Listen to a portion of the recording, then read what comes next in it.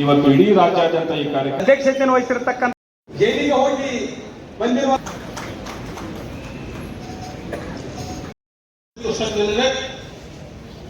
ಮತ್ತೊಮ್ಮೆ ಈ ದೇಶದಲ್ಲಿ ಸಂವಿಧಾನಕ್ಕೆ ಪುಟ್ಟು ಬರಲಾರ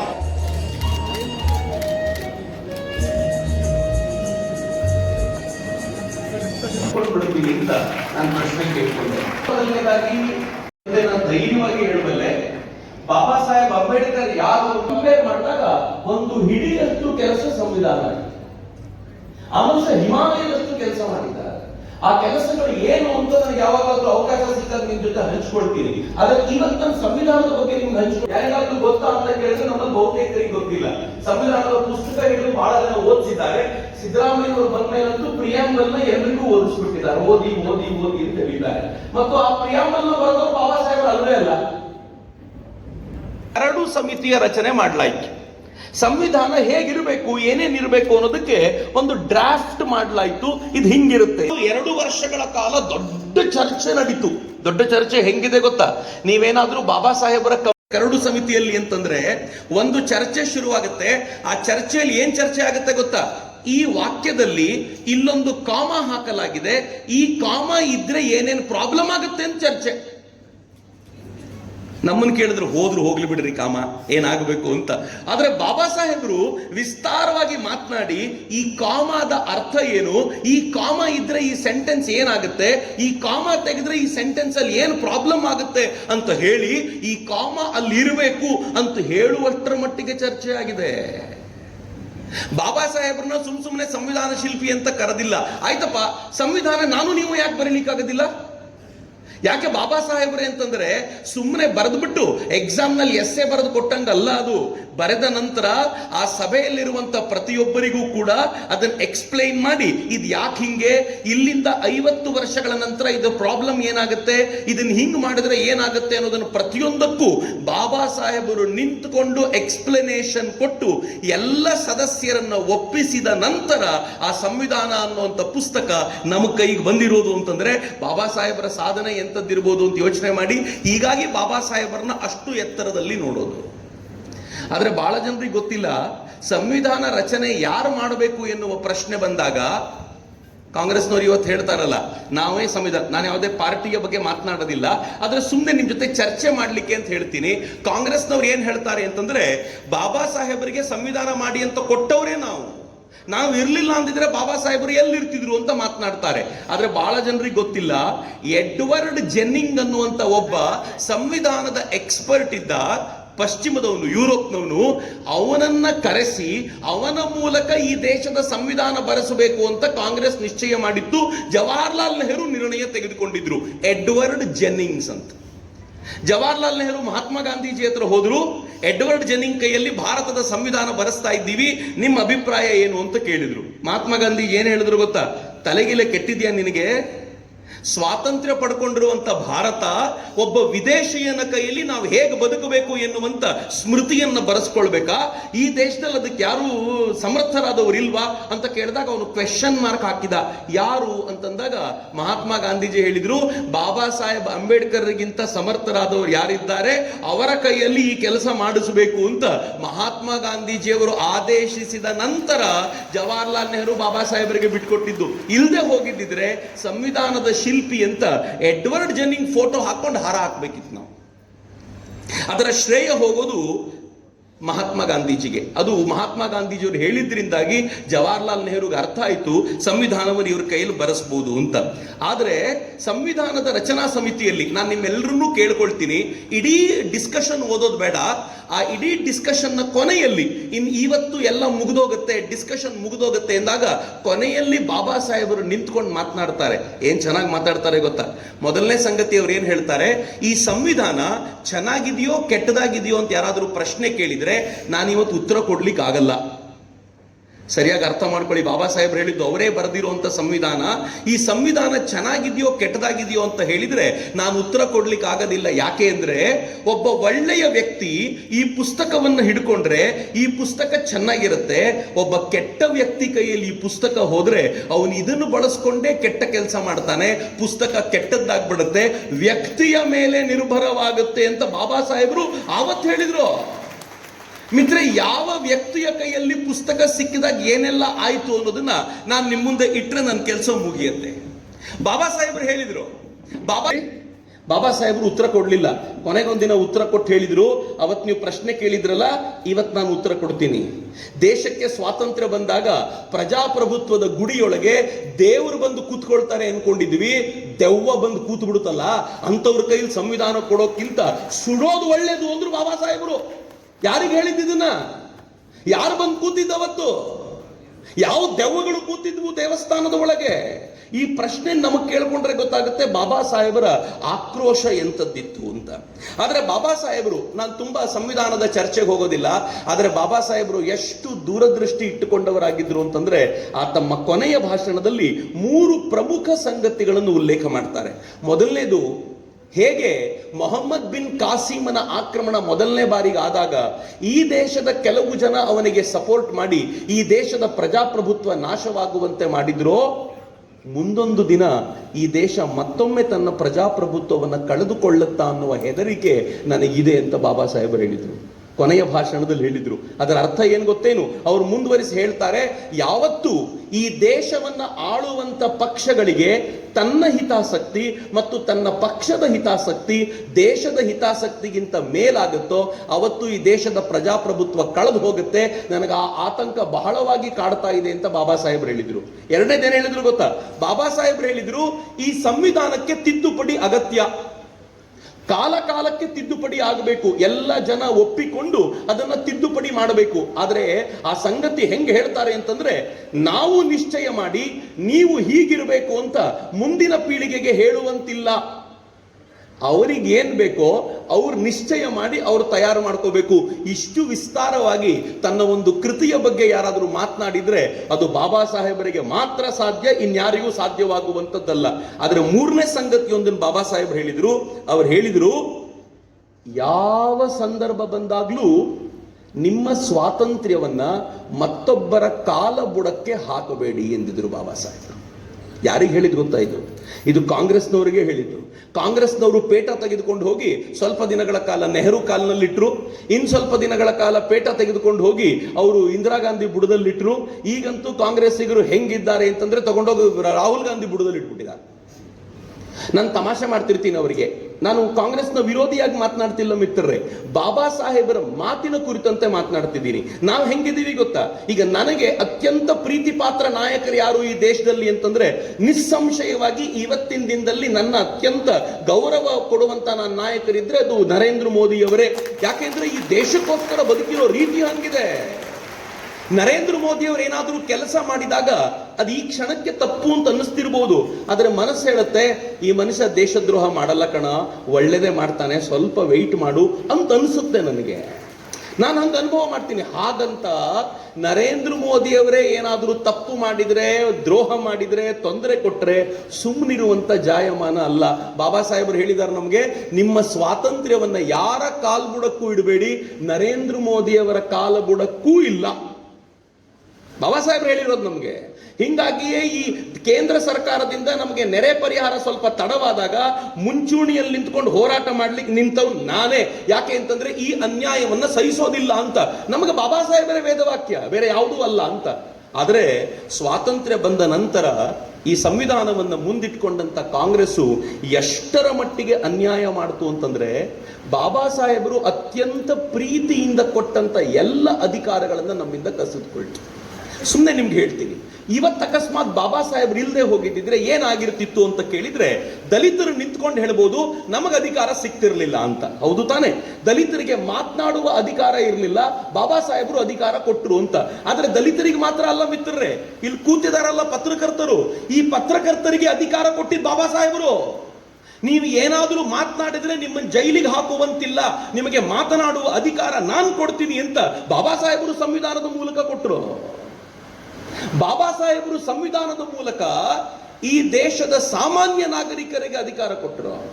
ಇವತ್ತು ನಾನು ಇಲ್ಲಿ ಮಾತನಾಡ್ತಿದ್ದೀನಿ ಅಂತಂದ್ರೆ ಯಾರೋ ಪ್ರೋಗ್ರಾಮ್ ಆಯೋಜನೆ ಮಾಡಿದವರ ತಾಕತ್ತಿನಿಂದ ಅಲ್ಲ, ಬಾಬಾ ಸಾಹೇಬರು ಮಾಡಿರುವಂತ ತಾಕತ್ತಿನಿಂದಾಗಿ ನಿಮ್ಮೆದುರಿಗೆ ಮಾತನಾಡ್ಲಿಕ್ಕೆ ನಿಂತಾಗಿದೆ. ನೀವು ಕಾರ್ಯಕ್ರಮದ ಸಂಘಟಕರನ್ನ ಕೇಳಿ, ನಿನ್ನೆ ಹೋಗಿ ಅವರು ಪೊಲೀಸರ ಹತ್ರ ಇವತ್ತಿನ ಕಾರ್ಯಕ್ರಮಕ್ಕೆ ಪರ್ಮಿಷನ್ ಅಂತ ಕೇಳಿದ್ರೆ ಅರ್ಧ ದಿನ ಸತಾಯಿಸಿದ್ದಾರೆ, ಕೊಡಬೇಕೋ ಬೇಡವೋ ಅಂತ. ಬಾಬಾ ಸಾಹೇಬರು ಅಧಿಕಾರ ಕೊಟ್ಟಿರಲಿಲ್ಲ ಅಂತಂದಿದ್ರೆ ನನಗಿವತ್ತು ಪರ್ಮಿಷನ್ನೇ ಇರ್ತಿರ್ಲಿಲ್ಲ. ನನಗಿವತ್ತು ಅಧಿಕಾರ ಯಾವುದು ಅಂದ್ರೆ ಸಂವಿಧಾನದ ಅಧಿಕಾರ ಇದೆಯಲ್ಲ, ಅದು ಬಾಬಾ ಸಾಹೇಬರು ಕೊಟ್ಟಂತ ಅಧಿಕಾರ ಅಂತ. ಇದೇ ಆಳುವ ಪಕ್ಷಗಳಿಗೆ ಬಹಳ ಕಣ್ಣುರಿ. ಯಾಕೆ ಕಣ್ಣುರಿ? ಇವತ್ತು ನಾವು ಧೈರ್ಯವಾಗಿ ಹೀಗೆ ಮಾತನಾಡ್ತೀವಲ್ಲ, ಮಾತನಾಡುವ ಮೂಲಕ ಏನ್ ಮಾಡ್ತೀವಿ, ಮುಂದಿನ ಪೀಳಿಗೆಗೆ ಈ ವಿಚಾರಗಳನ್ನು ಮುಟ್ಟಿಸ್ಲಿಕ್ಕೆ ಸಾಧ್ಯವಾಗುತ್ತೆ. ಮಾತನಾಡುವ ಅಧಿಕಾರವನ್ನೇ ಕಿತ್ಕೊಂಡ್ಬಿಟ್ರೆ ಇವ್ರು ಏನ್ ಮಾಡಿದ್ರು ಯಾರಿಗೆ ಗೊತ್ತಾಗುತ್ತೆ? 1950ರಲ್ಲಿ ಆಗ ತಾನೇ ಈ ದೇಶಕ್ಕೆ ಸಂವಿಧಾನ ಸಿಕ್ಕಿತ್ತು. ಆಗ ತಾನೇ ಜನವರಿ 26ಕ್ಕೆ ಸಿಕ್ಕಿತ್ತು. ಒಂದು ಘಟನೆ ನಡೀತು ಮಾರ್ಚ್ ತಿಂಗಳಲ್ಲಿ ಈ ಕೇರಳದಲ್ಲಿ ಒಂದಷ್ಟು ಕಮ್ಯುನಿಸ್ಟ್ ನಾಯಕರನ್ನ ಅಲ್ಲಿನ ಜೈಲಿನೊಳಗೆ, ಆಗಿನ್ನು ಕೇರಳ ಅಂತ ಆಗಿರಲಿಲ್ಲ, ಮದ್ರಾಸ್ ಪ್ರಾಂತ್ಯ ಅಂತಿದ್ದು, ಜೈಲಿನೊಳಗೆ ಗುಂಡಿಟ್ಟು ಕೊಂದುಬಿಟ್ಟಿದ್ರು. ಜೈಲಿನೊಳಗೆ ಕಮ್ಯುನಿಸ್ಟ್ ನಾಯಕರನ್ನ ಗುಂಡಿಟ್ಟು ಕೊಂದಿದ್ರು. ಒಂದು ಪತ್ರಿಕೆ ಕ್ರಾಸ್ ರೋಡ್ಸ್ ಅಂತ, ಅದು ಕಮ್ಯುನಿಸ್ಟದೇ ಪತ್ರಿಕೆ. ಕಮ್ಯುನಿಸ್ಟರು ನೇರವಾಗಿ ಅಲ್ಲದೆ ಹೋದ್ರು, ಅದರ ಲೀಡರ್ ಕಮ್ಯುನಿಸ್ಟರವನೇ ಆಗಿದ್ದ. ಅವನೇನ್ ಮಾಡ್ದ, ಇದ್ರ ವಿರುದ್ಧ ದೊಡ್ಡದಾಗಿ ಗಲಾಟೆ ಶುರು ಮಾಡಿದ. ಅವನಿಗೆ ಜವಾಹರ್ಲಾಲ್ ನೆಹರು ಕಂಡ್ರೆ ಆಗ್ತಿರ್ಲಿಲ್ಲ. ಜವಾಹರ್ಲಾಲ್ ನೆಹರು ವಿದೇಶಾಂಗ ನೀತಿಯನ್ನ ಕಟುವಾಗಿ ಟೀಕಿಸ್ತಾ ಇದ್ದ. ಅವನನ್ನು ಹೆಂಗಾದ್ರೂ ಮಾಡಿ ತಡಿಬೇಕು ಅಂತ ಜವಾಹರ್ಲಾಲ್ ನೆಹರು ಇತ್ತು. ಅವ್ರು ಏನ್ ಮಾಡಿದ್ರು ಅಂತಂದ್ರೆ, ಮದ್ರಾಸ್ ಪ್ರಾಂತ್ಯದ ಒಂದು ಕಾನೂನನ್ನ ಬಳಸಿಕೊಂಡು ಈ ಪತ್ರಿಕೆಯನ್ನ ನಿಷೇಧ ಮಾಡಿದ್ರು. ನಿಷೇಧ ಯಾಕೆ? ತನ್ನನ್ನು ವಿರೋಧಿಸ್ತಾನೆ ಎನ್ನುವ ಏಕೈಕ ಕಾರಣಕ್ಕೆ. ಅದೇ ಸಂದರ್ಭಕ್ಕೆ ಸರಿಯಾಗಿ ಆರ್ಗನೈಸರ್ ಅನ್ನುವಂತ ಒಂದು ಪತ್ರಿಕೆ, RSS ನ ಮುಖವಾಣಿ, ಅವ್ರೇನ್ ಮಾಡಿದ್ರು, ಭಾರತ ಮತ್ತು ಪಾಕಿಸ್ತಾನ ಡಿವೈಡ್ ಆಗಿದೆ, ಪಾಕಿಸ್ತಾನದಲ್ಲಿ ಹಿಂದೂಗಳನ್ನ ನಿರಂತರವಾಗಿ ಕೊಲ್ತಾ ಇದ್ದಾರೆ, ಜವಾಹರ್ಲಾಲ್ ನೆಹರೂರವರೇ ನೀವ್ ಏನ್ ಮಾಡ್ತಾ ಇದ್ದೀರಾ ಅದಕ್ಕೆ ಅಂತ ದಿನ ಬೆಳಗಾದ್ರೆ ಆರ್ಟಿಕಲ್ ಬರೀತಾ ಇದ್ರು. ಬಹಳ ಕೋಪ ಬಂದಿತ್ತು ಜವಾಹರ್ಲಾಲ್ ನೆಹರುಗೆ. ಅವರೊಂದು ಕಂಡೀಷನ್ ಹಾಕಿ ಏನ್ ಹೇಳಿದ್ರು ಅಂತಂದ್ರೆ, ಆರ್ಗನೈಸರ್ ಇನ್ ಮುಂದೆ ಪ್ರಿಂಟ್ ಆಗಬೇಕು ಅಂತಂದ್ರೆ ಸರ್ಕಾರಕ್ಕೊಂದು ಕಾಪಿ ಕಳಿಸ್ಬೇಕು, ಸರ್ಕಾರ ಯಾವ್ದಾವ್ದನ್ನ ಟಿಕ್ ಮಾಡುತ್ತೋ ಆ ಆರ್ಟಿಕಲ್ ಮಾತ್ರ ಪಬ್ಲಿಷ್ ಮಾಡಬೇಕು, ಉಳಿದಿರೋದನ್ನ ಮಾಡುವಂತಿಲ್ಲ ಅಂತ ಕಾನೂನು ತಗೊಂಡು ಬಂದ್ಬಿಟ್ರು. ಪತ್ರಿಕಾ ಸ್ವಾತಂತ್ರ್ಯ ಹರಣ ಮಾಡಿದ್ದು ಹಿಂಗೆ. ಹಂಗ್ ಮಾಡಿದ ತಕ್ಷಣ ಅವರಿಬ್ರು ಕೋರ್ಟಿಗೆ ಹೋದ್ರು. ಕೋರ್ಟ್ನಲ್ಲಿ ಏನಾಯ್ತು ಗೊತ್ತಾ, 6 ಜನ ಜಡ್ಜ್ ಕೂತಿದ್ರು. ಅವರು ವಿಚಾರಣೆ ನಡೆಸಿ ಅದರಲ್ಲಿ 5 ಜನ ಜಡ್ಜ್ಗಳು ಇದು ಅನ್ಯಾಯ, ಸಂವಿಧಾನದ ಪ್ರಕಾರ ಇದನ್ನು ಒಪ್ಕೊಳ್ಳಿಕ್ಕೆ ಸಾಧ್ಯ ಇಲ್ಲ, ಹೀಗಾಗಿ ಆ ಪತ್ರಿಕೆಗಳನ್ನ ವಾಪಸ್ ಶುರು ಮಾಡಿಸಿ ಅಂತ ಹೇಳಿ ಜವಾಹರ್ಲಾಲ್ ನೆಹರು ಸೇರಿದಂತೆ ಸರ್ಕಾರಕ್ಕೆ ಛೀಮಾರಿ ಹಾಕಿದ್ರು. ಫಜಲ್ ಅಲಿ ಅಂತ ಒಬ್ಬ ನ್ಯಾಯಾಧೀಶರು ಮಾತ್ರ ಅದನ್ನು ವಿರೋಧಿಸಿದ್ರು. ಹಿಂಗ್ ಮಾಡಬಾರದು, ಈ ಪತ್ರಿಕೆಯನ್ನು ಬ್ಯಾನ್ ಮಾಡಬೇಕು ಅಂತ. 6 ಜನ ನ್ಯಾಯಾಧೀಶರಲ್ಲಿ 5 ಜನ ನ್ಯಾಯಾಧೀಶರು ಹಿಂಗ್ ಮಾಡಿದ್ರೆ ಒಬ್ಬರು ಮಾತ್ರ ವಿರೋಧ ಮಾಡಿದ್ರು. ಜವಾಹರ್ಲಾಲ್ ನೆಹರು ಏನ್ ಮಾಡಿದ್ರು ಗೊತ್ತಾ? ಯಾರು ವಿರೋಧ ಮಾಡಿದ್ರೋ ಅವ್ರು ರಿಟೈರ್ ಆದ್ಮೇಲೂ ಅವ್ರನ್ನ ಜಡ್ಜ್ ಆಗಿ ಕಂಟಿನ್ಯೂ ಮಾಡಿದ್ರು. ಯಾರು ವಿರೋಧ ಮಾಡಿದ್ರು ಅಂದ್ರೆ ತನ್ನ ಪರವಾಗಿ ನಿಂತಿದ್ರೋ ಅವರನ್ನ ಅಸ್ಸಾಮಿಗೆ ರಾಜ್ಯಪಾಲರನ್ನಾಗಿ ಮಾಡಿದ್ರು. ನನಗೆ ಗೊತ್ತಿರೋ ತರ ಬಿಹಾರಕ್ಕೂ ಅವರನ್ನು ರಾಜ್ಯಪಾಲರನ್ನಾಗಿ ಮಾಡಿದ್ರು. ಕೊನೆಗೆ ರಾಜ್ಯಗಳನ್ನ ವಿಂಗಡಣೆ ಮಾಡುವಂತ ಸ್ಥಿತಿ ಬಂದಾಗ ಆ ವಿಂಗಡಣೆ ಮಾಡುವಂತ ಸಮಿತಿಯ ಅಧ್ಯಕ್ಷರನ್ನಾಗಿ ಮಾಡಿದ್ರು. ತನ್ನ ಪರವಾಗಿ ಒಬ್ಬ ಜಡ್ಜ್ ಇದ್ದಾನೆ ಅನ್ನೋ ಕಾರಣಕ್ಕೋಸ್ಕರ ಆ ಜಡ್ಜ್ ಕೇಳಿದನೆಲ್ಲ ಕೊಟ್ರು. ಆದರೆ ಯಾವ ಜಡ್ಜ್ಗಳು ತಮ್ಮ ವಿರುದ್ಧವಾಗಿದ್ರೋ ಅವರು ಜಡ್ಜ್ ಆಗೇ ಸತ್ತೋದ್ರೆ ಹೊರತು ಅವರಿಗೆ ಯಾವ ಥರದ ಎಕ್ಸ್ಟ್ರಾ ಲಾಭವೂ ಸಿಗದೆ ಇರುವಂತೆ ಜವಾಹರ್ಲಾಲ್ ನೆಹರು ನೋಡಿಕೊಂಡ್ರು. ಆದರೆ ಕುತ್ತಿಗೆವರೆಗೂ ಬಂದು ಕೂತಿತ್ತು. ನ್ಯಾಯಾಲಯಗಳು ಈ ಆಟ ಆಡ್ಲಿಕ್ಕೆ ಬಿಡಬಾರದು, ಇವನಿಗೆ ಆದಷ್ಟು ಕಠಿಣ ಶಿಕ್ಷೆ ಕೊಡಬೇಕು, ಪತ್ರಕರ್ತರಿಗೆ ಸರಿಯಾಗಿ ಪಾಠ ಕಲಿಸಬೇಕು ಅಂತ ಸಂವಿಧಾನಕ್ಕೆ ಬಾಬಾ ಸಾಹೇಬರು ಬದುಕಿದ್ದಾಗಲೇ ಮೊದಲನೇ ತಿದ್ದುಪಡಿ ತೆಗೆದುಕೊಂಡು ಬಂದರು. ಆ ಮೊದಲನೇ ತಿದ್ದುಪಡಿಯಲ್ಲಿ ಮೂಲಭೂತ ಹಕ್ಕುಗಳನ್ನು ಮೊಟಕುಗೊಳಿಸುವಂತ ಪ್ರಯತ್ನವನ್ನ ಮಾಡಿಬಿಟ್ರು. ಇಡೀ ಸಂಸತ್ನಲ್ಲಿ ದೊಡ್ಡ ಗಲಾಟೆ ಆಯ್ತು. ಮೂಲಭೂತ ಹಕ್ಕುಗಳು ಇರಬೇಕು, ಯಾಕೆ ಕಿತ್ಕೊಳ್ತೀರಾ ಅಂತ ಕೇಳಿದ್ರೆ ಸಾರಾಸಗಟಾಗಿ ಮೂಲಭೂತ ಹಕ್ಕನ್ನ ಧ್ವಂಸಗೊಳಿಸುವಂತ ಕಾನೂನನ್ನು ತೆಗೆದುಕೊಂಡು ಬಂದ್ರು, ಸಂವಿಧಾನಕ್ಕೆ ತಿದ್ದುಪಡಿ ತೆಗೆದುಕೊಂಡು ಬಂದ್ರು. ಆ ತಿದ್ದುಪಡಿ ಆಗಿಯೇ ಹೋಯ್ತು. ಬಾಬಾ ಸಾಹೇಬರ ಕಣ್ಮುಂದೆಯೇ ಬಾಬಾ ಸಾಹೇಬರ ಸಂವಿಧಾನದ ಸಮಾಧಿಯ ಮೊದಲನೇ ಹಳ್ಳ ಹೊಡೆದ್ರು. ಬಾಬಾ ಸಾಹೇಬರ ಕಣ್ಮುಂದೆ, ಅವ್ರು ಇನ್ನೂ ಬದುಕಿದ್ರು ಆಗ. ಜವಾಹರ್ಲಾಲ್ ನೆಹರು ಈ ಕೆಲಸ ಮಾಡಿದ್ರು. ಜವಾಹರ್ಲಾಲ್ ನೆಹರು ನಿರಂತರ ಬಿಡಲಿಲ್ಲ. ಆದ್ರೆ ಜವಾಹರ್ಲಾಲ್ ನೆಹರು ನಂತರ ಬಂದಂತ ಇಂದಿರಾ ಗಾಂಧಿ ಇದ್ದಾರಲ್ಲ, ಇನ್ನೊಂದು ಹೆಜ್ಜೆ ಮುಂದಕ್ಕೆ ಹೋದ್ರು. ಮಿತ್ರರೇ, ಈ ದೇಶದಲ್ಲಿ ಇಲ್ಲಿರುವಂತ ಎಲ್ಲ ವಿದ್ಯಾರ್ಥಿಗಳನ್ನು ಕೇಳಿದ್ರೆ, ಈ ದೇಶದಲ್ಲಿ ಅತ್ಯಂತ ಹೆಚ್ಚು ಸಂವಿಧಾನಕ್ಕೆ ತಿದ್ದುಪಡಿ ತಂದವರು ಯಾರು ಅಂತ ಕೇಳಿದ್ರೆ, ಪ್ರಚಾರ ಹೆಂಗ್ ಮಾಡಿಬಿಟ್ಟಿದ್ದಾರೆ ಅಂತಂದ್ರೆ ನರೇಂದ್ರ ಮೋದಿನೇ ತಂದಿರಬಹುದು ಅಂತ ನಮ್ಗನ್ಸತ್ತೆ. ನಾನೊಂದು ನಂಬರ್ ಕೊಡ್ತೀನಿ ನಿಮ್ಗೆ, ನಿಮ್ ನಂಬರ್ ನೋಡಿದ್ರೆ ಗಾಬರಿ ಆಗುತ್ತೆ. ನೆಹರು ಸಂವಿಧಾನಕ್ಕೆ ತಂದ ತಿದ್ದುಪಡಿ 16. ಇಂದಿರಾ ಗಾಂಧಿ ಎಷ್ಟು ಗೊತ್ತಾ? ನೆಹರು 17 ವರ್ಷ PM ಆಗಿದ್ರು, 16 ತಿದ್ದುಪಡಿ ತಂದ್ರು, ವರ್ಷಕ್ಕೆ 1 ಲೆಕ್ಕದಲ್ಲಿ. ಇಂದಿರಾ ಗಾಂಧಿ 12 ವರ್ಷ ಇದ್ರು, ಅಷ್ಟು ವರ್ಷಗಳಲ್ಲಿ ಇಂದಿರಾ ಗಾಂಧಿ 32 ತಿದ್ದುಪಡಿಗಳನ್ನು ತಂದ್ರು. ಅವರ ಮಗ ರಾಜೀವ್ ಗಾಂಧಿ 10 ತಿದ್ದುಪಡಿಗಳನ್ನು ತಂದ್ರು. ಒಂದೇ ಪರಿವಾರದವರು ಈ ಸಂವಿಧಾನವನ್ನ 58 ಬಾರಿ ತಿದ್ದುಪಡಿ ಮಾಡಿದ್ರು. ಇದಕ್ಕೆ ಎದುರಾಗಿ ಅಟಲ್ ಬಿಹಾರಿ ವಾಜಪೇಯಿ 14 ತಿದ್ದುಪಡಿ ತಂದ್ರು. 11ನೇ ವರ್ಷ ನರೇಂದ್ರ ಮೋದಿ ಅವರ ಅಧಿಕಾರ ನಡೀತಾ ಇದೆ. ಎಷ್ಟು ತಿದ್ದುಪಡಿ ತಂದ್ರು ಗೊತ್ತಾ? 8 ತಿದ್ದುಪಡಿ ಇದುವರೆಗೂ ಅವರು ತಂದಿರೋದು. ಆ 8 ತಿದ್ದುಪಡಿಯಲ್ಲಿ ಒಂದು ತಿದ್ದುಪಡಿ ಯಾವುದು ಗೊತ್ತಾ? ಈ ಮೀಸಲಾತಿಯನ್ನ ಇನ್ನೂ 10 ವರ್ಷಗಳ ಕಾಲ ಮುಂದುವರಿಸಬೇಕು ಎನ್ನುವಂತ ಒಂದು ತಿದ್ದುಪಡಿಯು ಸೇರಿದರೆ 8 ತಿದ್ದುಪಡಿ ನರೇಂದ್ರ ಮೋದಿ ತಂದಿರೋದು. ಆದರೆ ಸಂವಿಧಾನವನ್ನ ಯಾರು ಬದಲಾಯಿಸ್ತಾರೆ ಅಂತ ಕೇಳಿದ್ರೆ ನರೇಂದ್ರ ಮೋದಿ ಬದಲಾಯಿಸ್ತಾರೆ, ಸಂವಿಧಾನ ತೆಗೆದು ಬಿಡ್ತಾರೆ ಅಂತ ಹೇಳ್ತಾರೆ.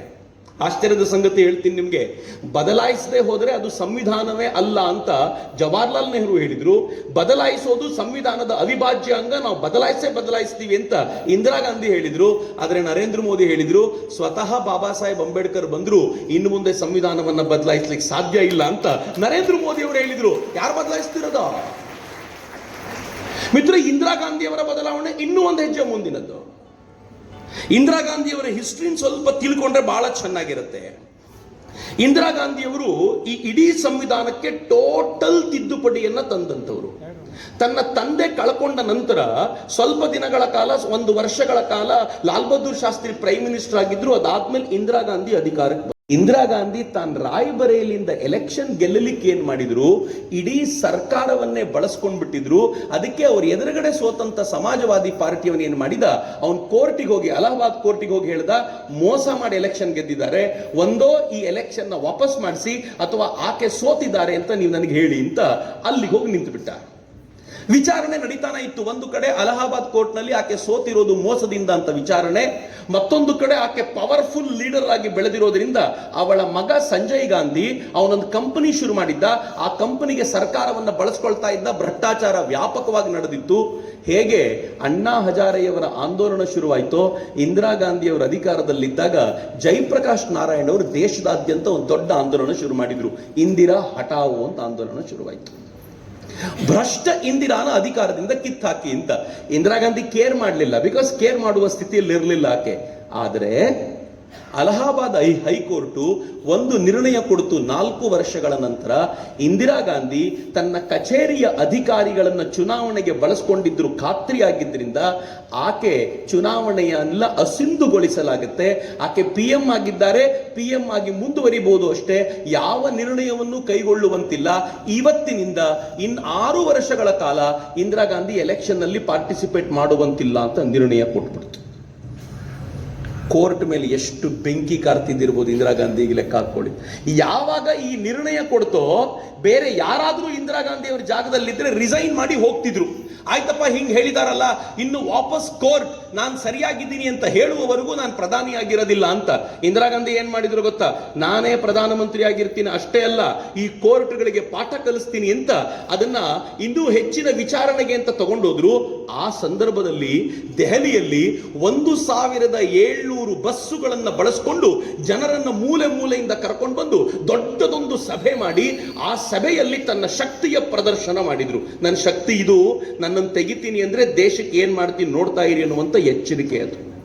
ಆದರೆ ಕೋರ್ಟ್ಗಳು ತಲೆ ಕೆಡಿಸ್ಕೊಳ್ಳಿಲ್ಲ, ನಿಮ್ಗೆ ಏನಾಗಬೇಕು ಅದೇ ಆಗಬೇಕು ಅಂತ ಹೇಳ್ತು. ಈ ಸಂದರ್ಭದಲ್ಲಿ ಇಂದಿರಾ ಗಾಂಧಿಗೆ ಸ್ವಲ್ಪ ಕಿರಿಕಿರಿ ಆಗ್ತಾ ಇತ್ತು. 12ನೇ ಜೂನ್ಗೆ ಆರ್ಡರ್ ಬಂದಿತ್ತು 1975ಕ್ಕೆ. 25ನೇ ತಾರೀಕು ಪ್ರತಿಪಕ್ಷಗಳೆಲ್ಲ ಜಯಪ್ರಕಾಶ್ ನಾರಾಯಣರ ನೇತೃತ್ವದಲ್ಲಿ ರಾಮ್ಲೀಲಾ ಮೈದಾನದಲ್ಲಿ ಸ್ವಯಂ ಸ್ಫೂರ್ತಿಯಿಂದಾಗಿ ಅವರು ಬಂದು ನಿಂತ್ಕೊಂಡ್ರು. ಅವರೆಲ್ಲರೂ ಪ್ರತಿಭಟನೆಗೆ ಬಂದು ನಿಂತರು. ಇಂದಿರಾ ಗಾಂಧಿಗೆ ಈಗ ಕೋಪ 4-5 ಜನರ ಮೇಲೆ. ಮೊದಲನೇ ಕೋಪ ಯಾರ ಮೇಲೆ? ಪ್ರತಿಪಕ್ಷಗಳ ಮೇಲೆ, ಇವರು ನನ್ನ ವಿರುದ್ಧ ಬೆಂಕಿ ಕಾರ್ತಿದ್ದಾರೆ ಅಂತ. ಎರಡನೇ ಕೋಪ ಯಾರ ಮೇಲೆ ಅಂದ್ರೆ ಕೋರ್ಟ್ಗಳ ಮೇಲೆ, ಎಲ್ಲ ನನ್ನ ವಿರುದ್ಧನೇ ನಿರ್ಣಯ ಕೊಡ್ತಾರೆ ಅಂತ. ಮೂರನೇ ಕೋಪ ಯಾರ ಮೇಲೆ ಅಂದ್ರೆ ಪತ್ರಕರ್ತರ ಮೇಲೆ, ನನ್ನ ವಿರುದ್ಧ ಕೆಟ್ಟದಾಗಿ ಬರೀತಾ ಇದ್ದಾರೆ ಅಂತ. ನಾಲ್ಕನೇ ಕೋಪ ಯಾರ ಮೇಲೆ ಅಂದ್ರೆ ಜನರ ಮೇಲೆ, ಇವರೆಲ್ಲರೂ ಪ್ರತಿಪಕ್ಷಗಳು ಮೀಟಿಂಗಿಗೆ ಹೋಗ್ತಾರೆ ಅಂತ. ಐದನೇ ಕೋಪ ಯಾರ ಮೇಲಿತ್ತು ಗೊತ್ತಾ? ಸ್ವತಃ ಸಂವಿಧಾನದ ಮೇಲಿತ್ತು. ಯಾಕೆ ಅಂದ್ರೆ ನನ್ನ ವಿರುದ್ಧ ಆಗುವಂತ ಅಧಿಕಾರವನ್ನ ಇವರಿಗೆ ಕೊಟ್ಟಿರೋದು ಸಂವಿಧಾನವೇ ಆಗಿರೋದ್ರಿಂದ ಈ ಸಂವಿಧಾನಕ್ಕೂ ಸೇರಿದಂತೆ ಎಲ್ರಿಗೂ ಪಾಠ ಕಲಿಸಬೇಕು ಅಂತ ಇಂದಿರಾ ಗಾಂಧಿ ನಿಶ್ಚಯ ಮಾಡಿಬಿಟ್ರು. 25ನೇ ತಾರೀಕು ದೊಡ್ಡ ಮೀಟಿಂಗ್ ಅನ್ನು ಕರೆದಿದ್ದಾರೆ. ಆ ಮೀಟಿಂಗ್ ಅನ್ನು ಕರೆದು ಅದಕ್ಕೆ ಸಿಕ್ಕಾಪಟ್ಟೆ ಜನ ಸೇರಿದ್ದಾರೆ ಅಂತ ಗೊತ್ತಾದಾಗ ಇಂದಿರಾ ಗಾಂಧಿ ಅವತ್ತು ರಾತ್ರಿ ಏನ್ ಮಾಡಿದ್ರು ಗೊತ್ತಾ? ಜೊತೆಯಲ್ಲಿರೋರೆಲ್ಲ ಸೇರಿಸ್ಕೊಂಡ್ರು, ಆಪ್ತ ವಲಯ ಒಂದು 3-4 ಜನರನ್ನು ಸೇರಿಸ್ಕೊಂಡ್ರು. ಅದ್ರಲ್ಲಿ ಪಶ್ಚಿಮ ಬಂಗಾಳದ ಮುಖ್ಯಮಂತ್ರಿಯೂ ಇದ್ರು. ಅವ್ರನ್ನ ಸೇರಿಸ್ಕೊಂಡು ಕೇಳಿದಾಗ ಪಶ್ಚಿಮ ಬಂಗಾಳದ ಮುಖ್ಯಮಂತ್ರಿ ಹೇಳಿದರು, ಭಾರತ ನಿಮ್ ವಿರುದ್ಧ ಹೋಗ್ತಾ ಇದೆ, ಸರಿಯಾಗಿ ಕೇಳಿಸ್ಕೊಳ್ಳಿ. ಏನೇನು ಹೇಳಿದ್ರು? ನನ್ನ ದೇಶದ ಜನರ ಬಗ್ಗೆ ಇವರು ಆಡೋ ಮಾತುಗಳು ಎಂಥವು? ಭಾರತ ನಿಮ್ ವಿರುದ್ಧ ಹೋಗ್ತಾ ಇದೆ, ಈ ಭಾರತಕ್ಕೆ ಒಂದು ಶಾಕ್ ಟ್ರೀಟ್ಮೆಂಟ್ ಕೊಡಬೇಕಾಗಿದೆ ಅಂತಂದ. ಸಿದ್ಧಾರ್ಥ್ ಶಂಕರ್ ರೇ ಅಂತ ಮುಖ್ಯಮಂತ್ರಿ ಹೆಸರು. ಶಾಕ್ ಟ್ರೀಟ್ಮೆಂಟ್ ಕೊಡಬೇಕು ಅಂತ ಕೇಳಿದ ತಕ್ಷಣ ಇಂದಿರಾ ಗಾಂಧಿ ಕೇಳಿದ್ರು, ಏನ್ ಮಾಡ್ಬೋದು ಇವರಿಗೆ ಪಾಠ ಕಲಿಸಬೇಕು ಅಂತಂದ್ರೆ? ಸಿದ್ಧಾರ್ಥ್ ಶಂಕರ್ ರೇ ಹೇಳಿದ್ರು, ಪಶ್ಚಿಮ ಬಂಗಾಳದ ಮುಖ್ಯಮಂತ್ರಿ, ಏನಿಲ್ಲ, ಒಂದೇ ಒಂದು ಕೆಲಸ ಮಾಡಬಹುದು ನಾವು ಇವರಿಗೆ. ಸಂವಿಧಾನದಲ್ಲಿ ಎಮರ್ಜೆನ್ಸಿ ಹೇರುವಂತ ಅಧಿಕಾರ ಇದೆ. ಎಮರ್ಜೆನ್ಸಿ ಹೇರಿದ್ರೆ ಇವ್ರ ಎಲ್ಲ ಮೂಲಭೂತ ಹಕ್ಕುಗಳು ಮೊಟಕಾಗ್ತವೆ. ಇವ್ರಿಗೆ ಯಾರ ವಿರುದ್ಧ ಮಾತನಾಡುವಂತ ಅಧಿಕಾರ ಇಲ್ಲ. ನಾವು ಹೇಳದಂತೆ ಕೇಳಬೇಕು, ನಾವು ಹೇಳದಂತೆ ನಡ್ಕೊಳ್ಬೇಕು ಅನ್ನೋ ಪರಿಪೂರ್ಣ ಅಧಿಕಾರ ಬರುತ್ತೆ. ಒಂದು ಸಲ ಈ ದಂಡವನ್ನ ಚಲಾಯಿಸಿಬಿಟ್ರೆ ಇವರೆಲ್ಲರೂ ನೆಟ್ಟಗಾಗ್ಬಿಡ್ತಾರೆ. ಎಮರ್ಜೆನ್ಸಿ ತರಬೇಕು. ಎಮರ್ಜೆನ್ಸಿ ತರಲಿಕ್ಕೆ ಯಾರು ಒಪ್ಪಿಗೆ ಕೊಡಬೇಕು? ನಾವು ಸದನದಲ್ಲಿ ಮೊದಲು ರಾಷ್ಟ್ರಪತಿಗಳು ಹೂ ಅನ್ಬೇಕು, ಅದಾದ್ಮೇಲೆ ಸದನದಲ್ಲಿ ಒಪ್ಪಿಸ್ಕೊಳ್ಬೇಕು. ಸದನದಲ್ಲಿ ಬಹಳ ಕಷ್ಟ ಇರಲಿಲ್ಲ. ಇಂದಿರಾ ಗಾಂಧಿಯ ಎದುರಿಗೆ ತಮ್ಮ ಸ್ವಾತಂತ್ರ್ಯವನ್ನ ಅಡವಿಟ್ಟಿದ್ದ ಬಹಳ ಜನ ರೆಡಿಯಾಗಿದ್ರು, ಅವರೆಲ್ಲರೂ ಸೈನ್ ಮಾಡ್ತಾ ಇದ್ರು. ಈಗೇನಿದ್ರು ರಾಷ್ಟ್ರಪತಿಗಳನ್ನು ಒಪ್ಪಿಸ್ಬೇಕಿತ್ತು. ರಾಷ್ಟ್ರಪತಿಗಳು ಫಕ್ರುದ್ದೀನ್ ಅಲಿ ಅಂತಿದ್ರು. ಆಗ ಫಕ್ರುದ್ದೀನ್ ಅಲಿ ಅವರಿಗೆ ಇಂದಿರಾ ಗಾಂಧಿ ಅವರ ಕಡೆಯಿಂದ ಒಂದು ಮುಚ್ಚಿದ ಫೈಲ್ ಹೋಯ್ತು. ಆ ಫೈಲಲ್ಲಿ ಏನ್ ಬರೆದಿತ್ತು ಗೊತ್ತಾ? ನಮ್ಮ ದೇಶದಲ್ಲಿ ಆಂತರಿಕ ವ್ಯವಸ್ಥೆ ಹದಗೆಟ್ಟಿದೆ, ತುರ್ತು ಪರಿಸ್ಥಿತಿಯನ್ನ ಹೇರಬೇಕಾಗಿದೆ ಅಂತ ಹೇಳಿ ಅಂತ ಬರೆದಿದ್ರು. ಒಂದು ಲೈನಿನ ಸ್ಟೇಟ್ಮೆಂಟ್, ಡೀಟೇಲ್ಸ್ ಏನಿರಲಿಲ್ಲ. ಆಂತರಿಕ ಪರಿಸ್ಥಿತಿ ಎಲ್ಲಿ ಹದಗೆಟ್ಟಿದೆ, ಎಲ್ಲಿ ಕೋಮುದ್ವೇಷದ ಜಗಳ ನಡೀತಾ ಇದೆ, ಎಲ್ಲಿ ಜನ ದಂಗೆ ಎದ್ದಿದ್ದಾರೆ, ಏನೂ ಇರಲಿಲ್ಲ. ಒಂದು ಸಾಲಿನ ಸ್ಟೇಟ್ಮೆಂಟ್. ಫಕ್ರುದ್ದೀನ್ ಅಲಿ ಹೇಳಿದ್ರು, ಡೀಟೇಲ್ ಸ್ಟೇಟ್ಮೆಂಟ್ ಬರ್ಕೊಂಡು ಬನ್ನಿ, ನಾನು ಸೈನ್ ಮಾಡ್ತೀನಿ ಅಂತ.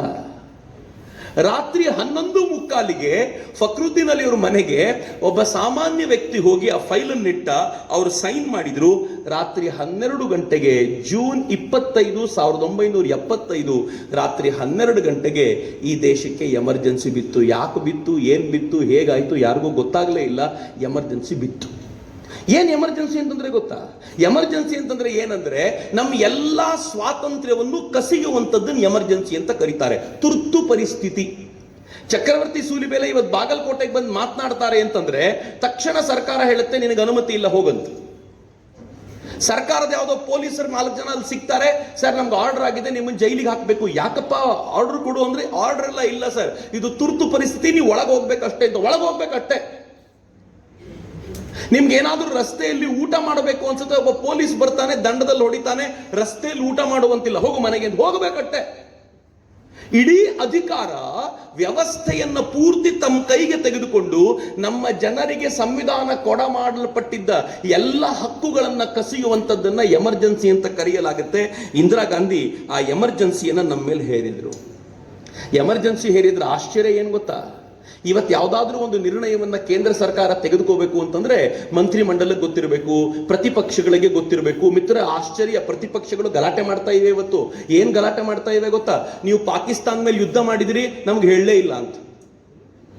ನಾನು ಯುದ್ಧ ಮಾಡ್ತೀನಿ, ಈಗ ಬಾಂಬ್ ಹಾಕ್ತೀನಿ, ಈಗೋ ಈಗ ವಿಮಾನ, ಇವ್ರೇನು ಕರೆದು ಹೇಳಬೇಕೇನು ಇವರಿಗೆ?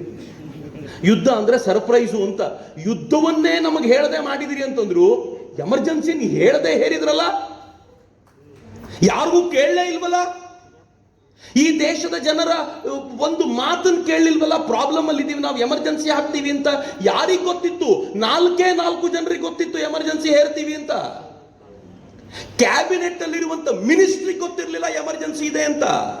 26ನೇ ತಾರೀಕು ಬೆಳಗ್ಗೆ 6 ಗಂಟೆಗೆ ಕ್ಯಾಬಿನೆಟ್ ಸೆಕ್ರೆಟರಿ, ಯಾರಿಗೆ ಸಾಧಾರಣವಾಗಿ ಎಲ್ಲವೂ ಗೊತ್ತಿರಬೇಕೋ ಆ ಕ್ಯಾಬಿನೆಟ್ ಸೆಕ್ರೆಟರಿಗೆ ಫೋನ್ ಹೋಗುತ್ತೆ, ಅರ್ಜೆಂಟ್ ಆಗಿ ಬಾ, ಒಂದು ಮೀಟಿಂಗ್ ಇದೆ ಅಂತ. 6 ಗಂಟೆಗೆ ಅವನು ಎದ್ನೋ ಬಿದ್ನೋ ಅಂತ ಬಟ್ಟೆ ಹಾಕೊಂಡು 6:30 ಬರೋಷ್ಟೊತ್ತಿಗೆ ಮೀಟಿಂಗ್ ಶುರುವಾಗಿರುತ್ತೆ. ಅವ್ನು ಕೇಳ್ತಾನೆ, ಏನು ಇಷ್ಟು ಅರ್ಜೆಂಟು?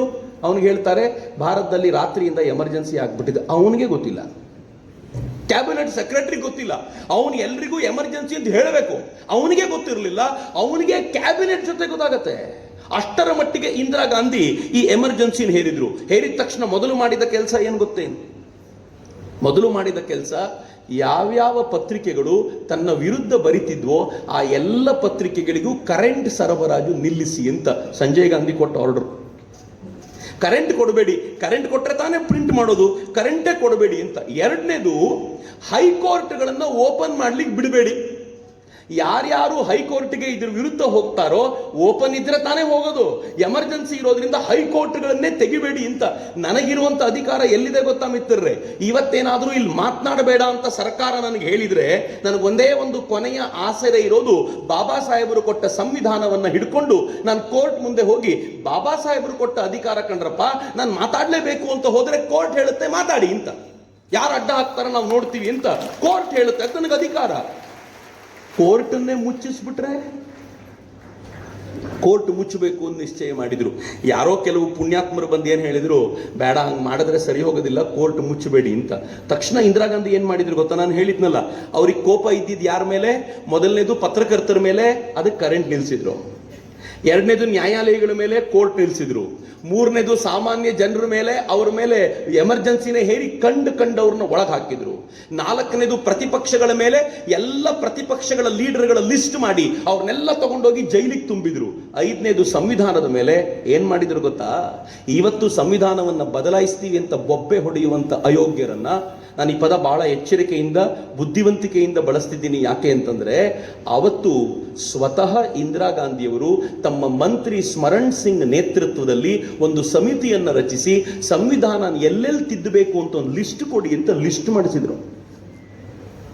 ಆ ಲಿಸ್ಟಲ್ಲಿ ಏನಿದೆ ಗೊತ್ತಾ? ಆ ಲಿಸ್ಟಲ್ಲಿ ಇದೆ, ಕೇಳಿಸ್ಕೊಳ್ಳಿ ಹೆಂಗಿದೆ. ಆರ್ಟಿಕಲ್ 31 ತಿದ್ದಬೇಕು, 31C ತಿದ್ದಬೇಕು, 39, 55, 74, 77, 81, 82, 83, 100, 102, 103, 105 ಎಲ್ಲ ಆರ್ಟಿಕಲ್ ತಿದ್ದಬೇಕು. ಅಂದ್ರೆ ಬಾಬಾ ಸಾಹೇಬರು ಕೊಟ್ಟಿರುವ ಸಂವಿಧಾನವನ್ನು ಚೇಂಜ್ ಮಾಡಬೇಕು.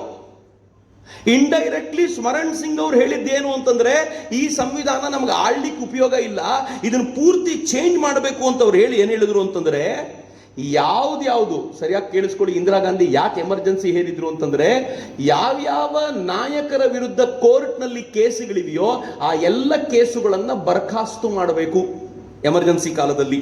ಎರಡನೇದು, ಎಲ್ಲ ರಾಜ್ಯ ಸರ್ಕಾರಗಳಿಗೆ ಗಿಂತಲೂ ಕೇಂದ್ರ ಸರ್ಕಾರಕ್ಕೆ ಹೆಚ್ಚಿನ ಪವರ್ ಅನ್ನ ಕೊಡಬೇಕು.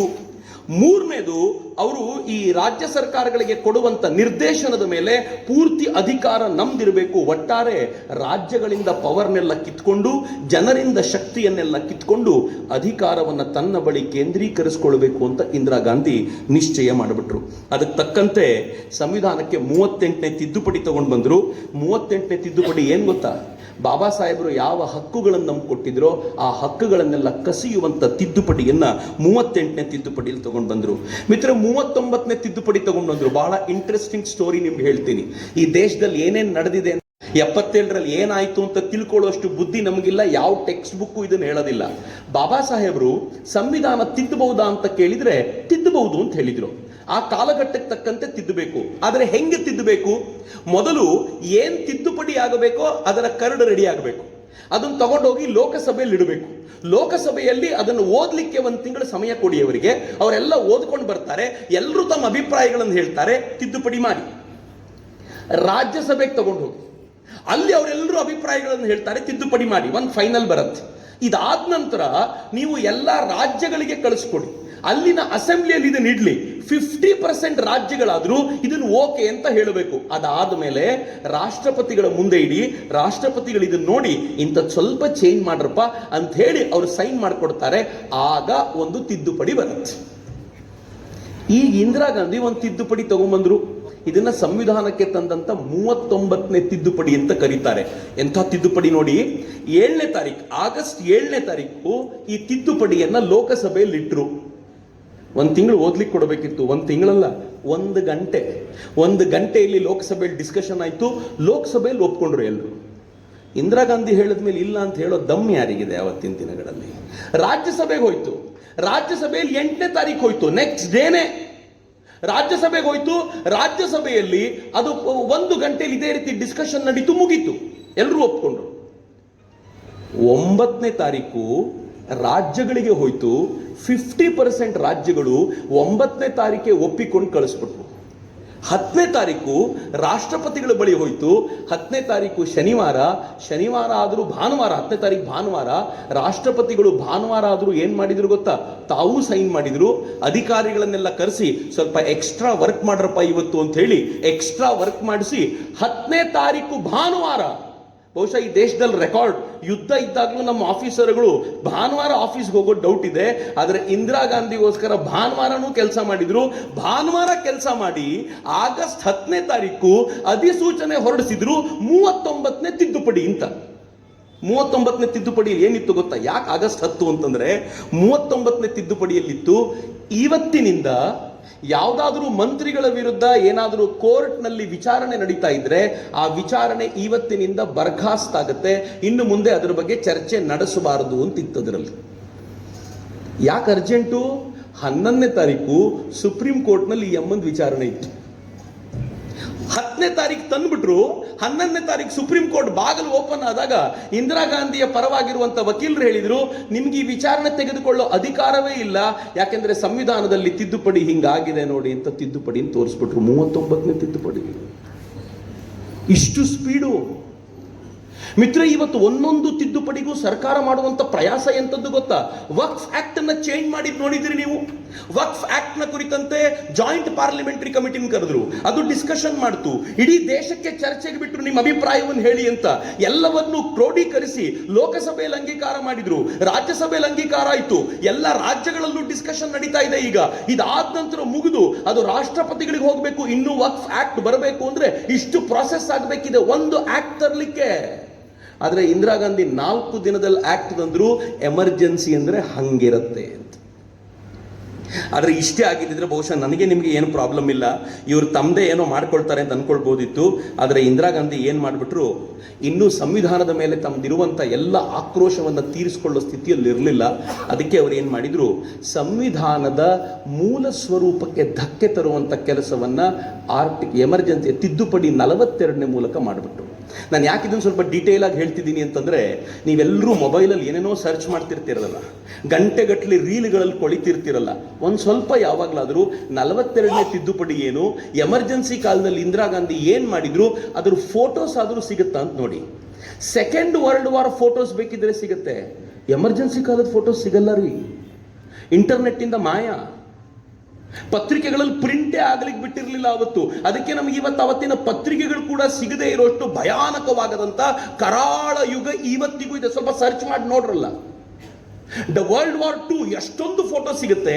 1975ರ ಎಮರ್ಜೆನ್ಸಿದು ಬೇಕಾಗಿರೋ ಫೋಟೋ ಸಿಗೋದಿಲ್ಲ ಅಂತಂದ್ರೆ ಹೇಗೆ ಅದನ್ನ ಸೆನ್ಸಾರ್ ಮಾಡಿರ್ಬೋದು ಅಂತ ಯೋಚನೆ ಮಾಡಿ. ಇಂದಿರಾ ಗಾಂಧಿ ಏನ್ ಮಾಡಿಬಿಟ್ರು ಅಂತಂದ್ರೆ, ಪ್ರಿಯಾಂಬಲ್ ಏನಿತ್ತಲ್ಲ, ಈ ಸಂವಿಧಾನಕ್ಕೆ ಮೊದಲ ಪೇಜ್ ಇದೆ. ಆ ಮೊದಲ ಪೇಜಲ್ಲಿ ಈ ಸಂವಿಧಾನ ಏನ್ ಹೇಳುತ್ತೆ, ದೇಶ ಹೆಂಗ್ ಬದುಕಬೇಕು ಅಂತ ಚಂದ ಮಾಡಿ ಬರೆದಿದ್ದಾರೆ. ಅದರಲ್ಲಿ ಒಂದು ಕಡೆ ಏನ್ ಬರೆದಿದ್ದಾರೆ ಅಂತಂದ್ರೆ, ಭಾರತ ರಿಪಬ್ಲಿಕ್ ರಾಷ್ಟ್ರ ಅಂತೆಲ್ಲ ಬರೆದಿದ್ದೊಂದು ಸಾಲಿದ್ದಕ್ಕೆ ಇಂದಿರಾ ಗಾಂಧಿ ಸೋಷಿಯಲಿಸ್ಟ್ ಮತ್ತು ಸೆಕ್ಯುಲರ್ ಅನ್ನೋ 2 ಪದಗಳನ್ನು ಸೇರಿಸಿದ್ರು. 2 ಪದಗಳನ್ನು ಸೇರಿಸಿದ್ರೆ ವಿರೋಧ ಆಗಬೇಕಾಗಿರಲಿಲ್ಲ. ಅದರ ವಿರೋಧ ಯಾಕೆ ಗೊತ್ತಾ? ಬಾಬಾ ಸಾಹೇಬರು ಇದ್ದಾಗ ಈ ಚರ್ಚೆ ಬಂತು. ಸೋಷಿಯಲಿಸ್ಟ್ ಪದವನ್ನು ಸೇರಿಸಬೇಕಾ ಅಂತ ಕೇಳಿದಾಗ ಬಾಬಾ ಸಾಹೇಬರು ಹೇಳಿದ್ರು, ಹಂಗೆ ಸೇರಿಸಬಾರ್ದು, ಮುಂದಿನ ಜನಾಂಗಕ್ಕೆ ಯಾವ ಥರದ ಆರ್ಥಿಕ ನೀತಿ ಬೇಕೋ ಅವ್ರು ಗುರುತಿಸ್ಕೊಳ್ಳಿ, ನಾವು ಸೇರಿಸ್ಬಿಟ್ರೆ ಕಂಪಲ್ಸರಿ ಆಗುತ್ತೆ, ಸೇರಿಸಬಾರ್ದು ಅಂತ ಬಾಬಾ ಸಾಹೇಬರು ಹೇಳಿದ್ರು. ಹಿಂಗಾಗಿ ಎಲ್ಲರೂ ಬಿಟ್ಟಿದ್ರು. ಎರಡನೇದು ಸೆಕ್ಯುಲರ್ ಅನ್ನೋ ಪದವನ್ನು ಸೇರಿಸಬೇಕು ಅಂದಾಗ ಬಾಬಾ ಸಾಹೇಬರು ಹೇಳಿದ್ರು, ಭಾರತದ ರೀತಿ ನೀತಿಯೇ ಸೆಕ್ಯುಲರ್ ಕಣಪ್ಪ, ಅದನ್ನು ಪ್ರತ್ಯೇಕವಾಗಿ ಅಲ್ಲಿ ಹೇಳಿದರೆ ತಪ್ಪಾಗುತ್ತೆ, ಹೀಗಾಗಿ ಬೇಡ ಅಂತ ಹೇಳಿ ಬಾಬಾ ಸಾಹೇಬರು ಯಾವ 2 ಪದವನ್ನ ಬೇಡ ಅಂತ ಹೇಳಿದ್ರು, ಇಂದಿರಾ ಗಾಂಧಿ ಅದೇ 2 ಪದವನ್ನ ಸೇರಿಸಿ ಬಾಬಾ ಸಾಹೇಬರ ವಿರುದ್ಧ ತನಗಿರುವಂತ ಎಲ್ಲ ದ್ವೇಷವನ್ನ ತೀರಿಸಿಕೊಂಡಿದ್ರು. ಬಾಬಾ ಸಾಹೇಬರ ವಿರುದ್ಧದ ದ್ವೇಷ ಇಂದಿರಾ ಗಾಂಧಿಗೆ ಮಾತ್ರ ಅಲ್ಲ. ನಾನು ಬಹಳ ಎಚ್ಚರಿಕೆಯಿಂದ ಹೇಳ್ತಿದ್ದೀನಿ, ನೆಹರೂರಿಂದ ಶುರು ಮಾಡಿ ಇವತ್ತಿನವರೆಗೂ ಬಾಬಾ ಸಾಹೇಬರ ವಿರುದ್ಧ ಇರುತ್ತ ದೇಶವೇ. ಬಾಬಾ ಸಾಹೇಬರು ಚುನಾವಣೆಗೆ ನಿಂತರೆ ಅವರನ್ನ ಸೋಲಿಸಬೇಕು ಅಂತ 2 ಬಾರಿ ಪ್ರಚಾರಕ್ಕೆ ಹೋಗಿದ್ದು ಜವಾಹರ್ಲಾಲ್ ನೆಹರು. ಇಡೀ ದೇಶ ಪ್ರಚಾರಕ್ಕೆ ಹೋಗ್ಬೇಕಿತ್ತು ಅವರಿಗೆ. ಬಾಬಾ ಸಾಹೇಬರನ್ನ ಸೋಲಿಸ್ಲಿಕ್ಕೆ ಅಂತ 2 ಬಾರಿ ಪ್ರಚಾರಕ್ಕೆ ಹೋಗಿದ್ರು ಮುಂಬೈಗೆ. ಇಂದಿರಾ ಗಾಂಧಿ ಅಂತೂ ಬಾಬಾ ಸಾಹೇಬರ ಸಂವಿಧಾನದ ಮೂಲ ಸ್ವರೂಪವನ್ನೇ ಹಾಳು ಮಾಡಿಬಿಟ್ರು. ಆದರೆ ಇಲ್ಲಿಗೆ ಮುಗಿಲಿಲ್ಲ. ಈಗ ನಾನು ಕರಾಳವಾಗಿರೋದು ಯಾಕೆ ಅಂತ ನಿಮ್ಗೆ ಹೇಳಲಿಕ್ಕೆ ಅಂತ ಬಯಸ್ತೇನೆ ಮಿತ್ರರೇ. ನಿಮ್ಗೆ ಇಷ್ಟು ಗೊತ್ತಿರಲಿ ಅನ್ನೋ ಕಾರಣಕ್ಕೆ ಹೇಳಿದೆ. ಇಂದಿರಾ ಗಾಂಧಿ ಏನು ಮಾಡಿದ್ರು, ಮುದ್ರಣಾಲಯಗಳಿಗೆ ವಿದ್ಯುತ್ ಕಡಿತ ಮಾಡಿದ್ರಲ್ಲ, ಕಡಿತ ಮಾಡಿದ ನಂತರ ಏನು ಮಾಡಿದ್ರು ಗೊತ್ತಾ? ಯಾವ್ಯಾವ ಪತ್ರಿಕೆಯವರು ಪೇಪರ್ ಪ್ರಿಂಟ್ ಮಾಡ್ತಾರೋ ಆ ಪೇಪರ್ಗಳನ್ನು ತಮ್ಮ ಸರ್ಕಾರದ ಅಧಿಕಾರಿಗಳು ಕೂತಿರ್ತಾರೆ, ಅವ್ರಿಗೆ ತಂದು ಕೊಡಬೇಕು ಅಂತ ಹೇಳಿದರು. ಈ ಅಧಿಕಾರಿಗಳು ಏನು ಮಾಡ್ತಾರೆ, ಇದನ್ನು ಪ್ರಿಂಟ್ ಮಾಡ್ಬೋದು, ಇದನ್ನು ಮಾಡಬಾರ್ದು ಅಂತ ಟಿಕ್ ಮಾಡಿಕೊಡ್ತಾರೆ, ಅಂಥದ್ದನ್ನು ಮಾತ್ರ ಪ್ರಿಂಟ್ ಮಾಡಬೇಕು ಅಂತ. ಅದಕ್ಕೆ ಪತ್ರಿಕೆಗಳು ಏನು ಮಾಡಿದ್ರು ಗೊತ್ತಾ? ಸಂಪಾದಕೀಯ ಅಂತ ಒಂದು ಪುಟ ಇರುತ್ತೆ, ಅದ್ರಲ್ಲಿ ಸಂಪಾದಕರು ತಮ್ಮ ಆಕ್ರೋಶವನ್ನು ಹೊರಗೆ ಹಾಕುವಂಥ ಜಾಗ. ಅದನ್ನು ಮಾಡ್ಲಿಕ್ಕೆ ಬಿಡಲ್ಲ ಅಂತಂದಾಗ ದೇಶದ ಬಹುತೇಕ ಪತ್ರಿಕೆಗಳು ಸಂಪಾದಕೀಯ ಜಾಗವನ್ನು ಖಾಲಿ ಬಿಟ್ಟು ಪ್ರಿಂಟ್ ಮಾಡಿಬಿಟ್ರು. ಸಂಪಾದಕೀಯ ಬರೀತಾನೇ ಇರಲಿಲ್ಲ. ಈ ದೇಶದಲ್ಲಿ ಮೊತ್ತ ಮೊದಲ ಬಾರಿಗೆ ಸಂಪಾದಕೀಯವನ್ನೇ ಬರೆಯದೆ ಪತ್ರಿಕೆಗಳು ಖಾಲಿ ಹೋಗ್ತಾ ಇದ್ವು. ಆ ಥರದ ಪರಿಸ್ಥಿತಿ ಇತ್ತು. ಇಂದಿರಾ ಗಾಂಧಿಗೆ ಯಾರೋ ಹೇಳಿದ್ರು, ಮೇಡಮ್ ಸಂಪಾದಕೀಯ ಇಲ್ಲ ಅಂತಂದ್ರೆ ಹೊಗಳೋದಲ್ಲ, ಇದು ಕೆಟ್ಟದ್ದಿದು, ಅದು ಖಾಲಿ ಇಟ್ಟರೆ ನಿಮ್ಗೆ ಅವಮಾನ, ಇದು ಬರೆಯೋದಕ್ಕಿಂತ ಕೆಟ್ಟ ಅವಮಾನ ಅಂತಂದಾಗ ಇಂದಿರಾ ಗಾಂಧಿ ಹೇಳಿದ್ರು, ಏನಾದ್ರೂ ಒಂದು ಬರೀರಿ, ನನ್ನ ವಿರುದ್ಧ ಬರಿಬೇಡಿ ಅಂತ ಕಂಪಲ್ಷನ್ ಮಾಡಿದ್ರು. ಮತ್ತೆ ಪತ್ರಿಕೆಗಳ ಎಲ್ಲಿವರೆಗೂ ಮಾಡಿದ್ರು ಅಂತಂದ್ರೆ 3 ಥರದ ಪತ್ರಿಕೆಗಳನ್ನು ಡಿಸೈಡ್ ಮಾಡಿದ್ರು. ಒಂದು ಇಂದಿರಾ ಗಾಂಧಿಗೆ ಆಪ್ತವಾಗಿರುವಂತ ಪತ್ರಿಕೆ, ಎರಡನೇದು ಇಂದಿರಾ ಗಾಂಧಿಗೆ ವಿರೋಧವಾಗಿರುವಂತ ಪತ್ರಿಕೆ, ಮೂರನೇದು ಅರ್ಧಂಬರ್ಧ. ಯಾರು ಆಪ್ತವಾಗಿದ್ದಾರೋ ಅವರಿಗೆ ಸರ್ಕಾರದಿಂದ ಆಡ್ಸ್ ಹೋಗ್ತಿತ್ತು, ಯಾರು ವಿರುದ್ಧವಾಗಿದ್ದಾರೋ ಅವ್ರಿಗೆ ಅವಾಗವಾಗ ಪತ್ರಿಕೆಗಳನ್ನು ನಿಲ್ಲಿಸೋದು, ಕರೆಂಟ್ ನಿಲ್ಲಿಸೋದು, ಏನಾದರೂ ತೊಂದರೆ ಕೊಡ್ತಿದ್ರು. ಯಾರು ಅರ್ಧಂಬರ್ಧ ಇರ್ತಾರೋ ಅವ್ರಿಗೆ ಹೆದರಿಸಿ ಬೆದರಿಸಿ ತಮ್ಮ ಪರವಾಗಿರುವಂತೆ ಮಾಡ್ಕೊಂಡಿದ್ರು. ಹಿಂಗೆ ನಡೆದೋಗಿತ್ತು. ನಾನು ಯಾವ್ಯಾವ ಪತ್ರಿಕೆಗಳು ಅದರದ್ದು ಅಂತ ಹೇಳಲಿಕ್ಕೆ ಇಚ್ಛೆ ಪಡಲ್ಲ. ಆದರೆ ಪರಿಸ್ಥಿತಿ ಹೆಂಗಿತ್ತು ಅಂತಂದ್ರೆ, ಒಂದು ಒಳ್ಳೆ ಕತೆ ಹೇಳ್ತೀನಿ ನಾನು ನಿಮಗೆ. ಆಗಿರುವಂತ ಪೋಸ್ಟರ್ಗಳನ್ನ ಅವರಿಗೆ ಸಣ್ಣ ಪುಟ್ಟ ಅಮೌಂಟ್ ಅನ್ನು ಕೊಟ್ಟು ಅವರ ಹತ್ರ ದುಡಿಸ್ಕೊಳ್ಳುವಂತ ಕೆಲಸ ಮಾಡಿದ್ರು. ಕಾಲ ಕಸಕ್ಕಿಂತ ಕೆಟ್ಟದಾಗಿ ಕಂಡಿದ್ರು. ಎಲ್ಲಕ್ಕಿಂತ ಕೆಟ್ಟ ಸಂಗತಿ ಯಾವುದು ಅಂತಂದ್ರೆ, ಕೇರಳದಲ್ಲಿ ಒಂದು ಪ್ರಕರಣ ನಡೀತು. ನನಗೆ ಯಾವಾಗ ಅದನ್ನು ಹೇಳಬೇಕಾದಾಗಲೂ ನಾನು ಭಾವುಕನಾಗ್ತೀನಿ. ಬಹಳ ಕೆಟ್ಟ ಪ್ರಕರಣ. ಎಂತೆಂಥ ಪ್ರಕರಣಗಳು ನಡೆದಿವೆ ನೀವು ಕೇಳಬೇಕು. ರಾಜನ್ ಅಂತ ಒಬ್ಬ ಹುಡುಗ ಕ್ಯಾಲಿಕಟ್ನಲ್ಲಿ ಅವನು ಇದರಲ್ಲಿ ಓದ್ತಾ ಇದ್ದ, KREC ಓದ್ತಾ ಇದ್ದ, ರೂರಲ್ ಎಂಜಿನಿಯರಿಂಗ್ ಕಾಲೇಜ್. ತುಂಬಾ ಪ್ರತಿಭಾವಂತ ಹುಡುಗ. ಆ ಹುಡುಗ ಕಮ್ಯುನಿಸ್ಟರ ಪ್ರತಿಭಟನೆಗಳಿಗೆ ಹೋಗ್ತಿದ್ದ ಅಂತ ಅಲ್ಲಿನ ಮುಖ್ಯಮಂತ್ರಿಗಳಿಗೆ, ಅಲ್ಲಿನ ಪೊಲೀಸರಿಗೆ ಅನ್ನಿಸ್ತು. ಅವ್ರೇನ್ ಮಾಡಿದ್ರು, ನಿನ್ನ ಅರೆಸ್ಟ್ ಮಾಡ್ಕೊಂಡ್ ಬರಬೇಕು ಅಂತ ಹೋದ್ರು. ಕಾಲೇಜಿಗೆ ಹೋದ್ರು. ಕಾಲೇಜ್ನವ್ರು ಹೇಳಿದ್ರು, ಇವತ್ತು ಅವ್ನು ಕಾಲೇಜಿಗೆ ಬಂದಿಲ್ಲ, ಅಲ್ಲೇನೋ ಒಂದು ಕಾಂಪಿಟೇಷನ್ ಇದೆ ಅಂತ ಹೋಗಿದ್ದಾನೆ, ಹಾಸ್ಟೆಲ್ಗೆ ಹೋದ್ರೆ ಸಿಗಬಹುದು ಅಂತ ಪೊಲೀಸರಿಗೆ ಹೇಳಿದ್ರು. ಪೊಲೀಸರು ಹಾಸ್ಟೆಲ್ಗೆ ಹೋದ್ರು. ಹಾಸ್ಟೆಲ್ ಅಲ್ಲಿ ಪಾಪ ಆಗ್ತಾನೆ ಪ್ರೋಗ್ರಾಮ್ ಇಂದ ಬಂದು ಅವನು ಹಾಯಾಗಿ ಮಲ್ಕೋಬೇಕು ಅಂತ ಹೋಗಿದ್ದ. ಅವನನ್ನ ಮತ್ತು ಅವನ ಫ್ರೆಂಡ್ ಅನ್ನ ಎತ್ತಾಕೊಂಡು ಹೋದ್ರು ಪೊಲೀಸರು. ಎತ್ತಾಕೊಂಡು ಹೋಗಿ ಹಾಸ್ಟೆಲ್ನ ಪಕ್ಕದಲ್ಲಿದ್ದಂಥ ಒಂದು ಹಾಲ್ನಲ್ಲಿ, ಪ್ರೈವೇಟ್ ಹಾಲ್ನಲ್ಲಿ ಸರಿಯಾಗಿ ಹೊಡೆದ್ರು. ಅವರು ಹೊಡಿತಾ ಇರುವಾಗ ಕೂಗ್ತಾ ಇರೋ ಸದ್ದು ಕೇಳಿಸ್ತಾ ಇತ್ತು. ತಂದೆ ತಾಯಿಗೆ ಯಾಕೆ ನಮ್ಮ ಹುಡುಗ ಬರಲಿಲ್ಲ, 3 ದಿನ ಆಯಿತು, 4 ದಿನ ಆಯಿತು, 8 ದಿನ ಆಯಿತು, ಬರಲಿಲ್ವಲ್ಲ ಅಂತ ತಂದೆ ಕಾಲೇಜಿಗೆ ಬಂದು ಕೇಳಿದ್ರು ಪ್ರಿನ್ಸಿಪಲ್ಗೆ. ಪ್ರಿನ್ಸಿಪಲ್ ಹೇಳಿದ್ರು, ನಮಗೂ ಗೊತ್ತಾಗಲಿಲ್ಲ ಸರ್, ಪೊಲೀಸರು ಹುಡ್ಕೊಂಡು ಬಂದಿದ್ರು, ಹಾಸ್ಟೆಲ್ಗೆ ಕಳಿಸಿದ್ವಿ ಅಂತ. ಪ್ರಿನ್ಸಿಪಲ್ಲು ಜೊತೆಗೆ ಹೋದ್ರು ಹಾಸ್ಟೆಲ್ಗೆ ಹೋದ್ರು. ಅವ್ರು ಹೇಳಿದ್ರು, ಇಲ್ಲ ಪೊಲೀಸರು ಬಂದಿದ್ರು, ಅವನನ್ನು ಕರ್ಕೊಂಡೋದ್ರು, ಅಲ್ಲಿ ಹೊಡಿತಾ ಇದ್ದಿದ್ದು ಸೌಂಡ್ ಕೇಳ್ತಾ ಇತ್ತು, ಅಳ್ತಾ ಇದ್ದ ಅವನು, ಜೋರಾಗಿ ಕೂಗಾಡ್ತಾ ಇದ್ದ, ಆಮೇಲೆ ಸೌಂಡ್ ಕೇಳೋದು ನಿಂತೋಯ್ತು, ಮೋಸ್ಟ್ಲಿ ಎಲ್ಲೋ ಕರ್ಕೊಂಡು ಹೋಗಿರ್ಬೇಕು ಅಂತ. ಅಪ್ಪ ಸಹಜವಾಗಿ ಪೊಲೀಸ್ ಸ್ಟೇಷನ್ಗೆ ಹೋದ್ರು, ನನ್ನ ಮಗ ಏನ್ ತಪ್ಪು ಮಾಡಿದ್ದಾನೆ ದಯವಿಟ್ಟು ಬಿಡಿ ಅಂತ. ಇಲ್ಲ, ನಿಮ್ಮ ಮಗನನ್ನ ಮೀಸಾ ಅಡಿಯಲ್ಲಿ ಬಂಧಿಸಲಾಗಿದೆ, ಎಮರ್ಜೆನ್ಸಿಯ ಹೊತ್ತಲ್ಲಿ ನಾವು ಯಾವುದಕ್ಕೂ ಕಾರಣ ಕೊಡಬೇಕಾಗಿಲ್ಲ, ಎಲ್ಲಿದ್ದಾನೆ ಅಂತ ಹೇಳಬೇಕಿಲ್ಲ ಅಂತ. ಈಗ ಇವ್ರ ಅಪ್ಪನಿಗಿದ್ದ ದಾರಿ ಏನು ಹೇಳಿ? ಹೇಬಿಯಸ್ ಕಾರ್ಪಸ್ ಅನ್ನುವಂಥ ಅರ್ಜಿಯನ್ನು ತಗೊಂಡು ಕೋರ್ಟ್ ಮುಂದೆ ನಿಲ್ಲಬೇಕು. ಆದರೆ ಕೋರ್ಟ್ನಲ್ಲಿ ಮೂಲಭೂತ ಹಕ್ಕುಗಳ ಕುರಿತಂತೆ ಯಾವ ಚರ್ಚೆಯೂ ಮಾಡುವಂತಿರಲಿಲ್ಲವಾದ್ದರಿಂದ ಹೇಬಿಯಸ್ ಕಾರ್ಪಸ್ ಅರ್ಜಿಯ ಚರ್ಚೆಯೂ ನಡೀಲಿಲ್ಲ. ಪ್ರತಿದಿನ ಸಾಯಂಕಾಲ ಅಪ್ಪ ಮನೆಗೆ ಹೋಗ್ಬೇಕಾದ್ರೆ ಅವ್ರ ಹೆಂಡತಿ ನನ್ನ ಮಗ ಬನ್ನ ಅಂತ ಕಾಯ್ಕೊಂಡು ಕೂತ್ಕೊಳ್ಳೋರು. 3 ತಿಂಗಳಾಯ್ತು, 6 ತಿಂಗಳಾಯ್ತು, 1 ವರ್ಷ ಆಯ್ತು. ಎಮರ್ಜೆನ್ಸಿ ಮುಗಿದ ನಂತರ ಅಪ್ಪ ಹೇಬಿಯಸ್ ಕಾರ್ಪಸ್ ಅರ್ಜಿ ತೆಗೆದುಕೊಂಡು ಹೋಗಿ ಕೋರ್ಟ್ ಮುಂದೆ ನಿಂತ್ಕೊಂಡ್ರು.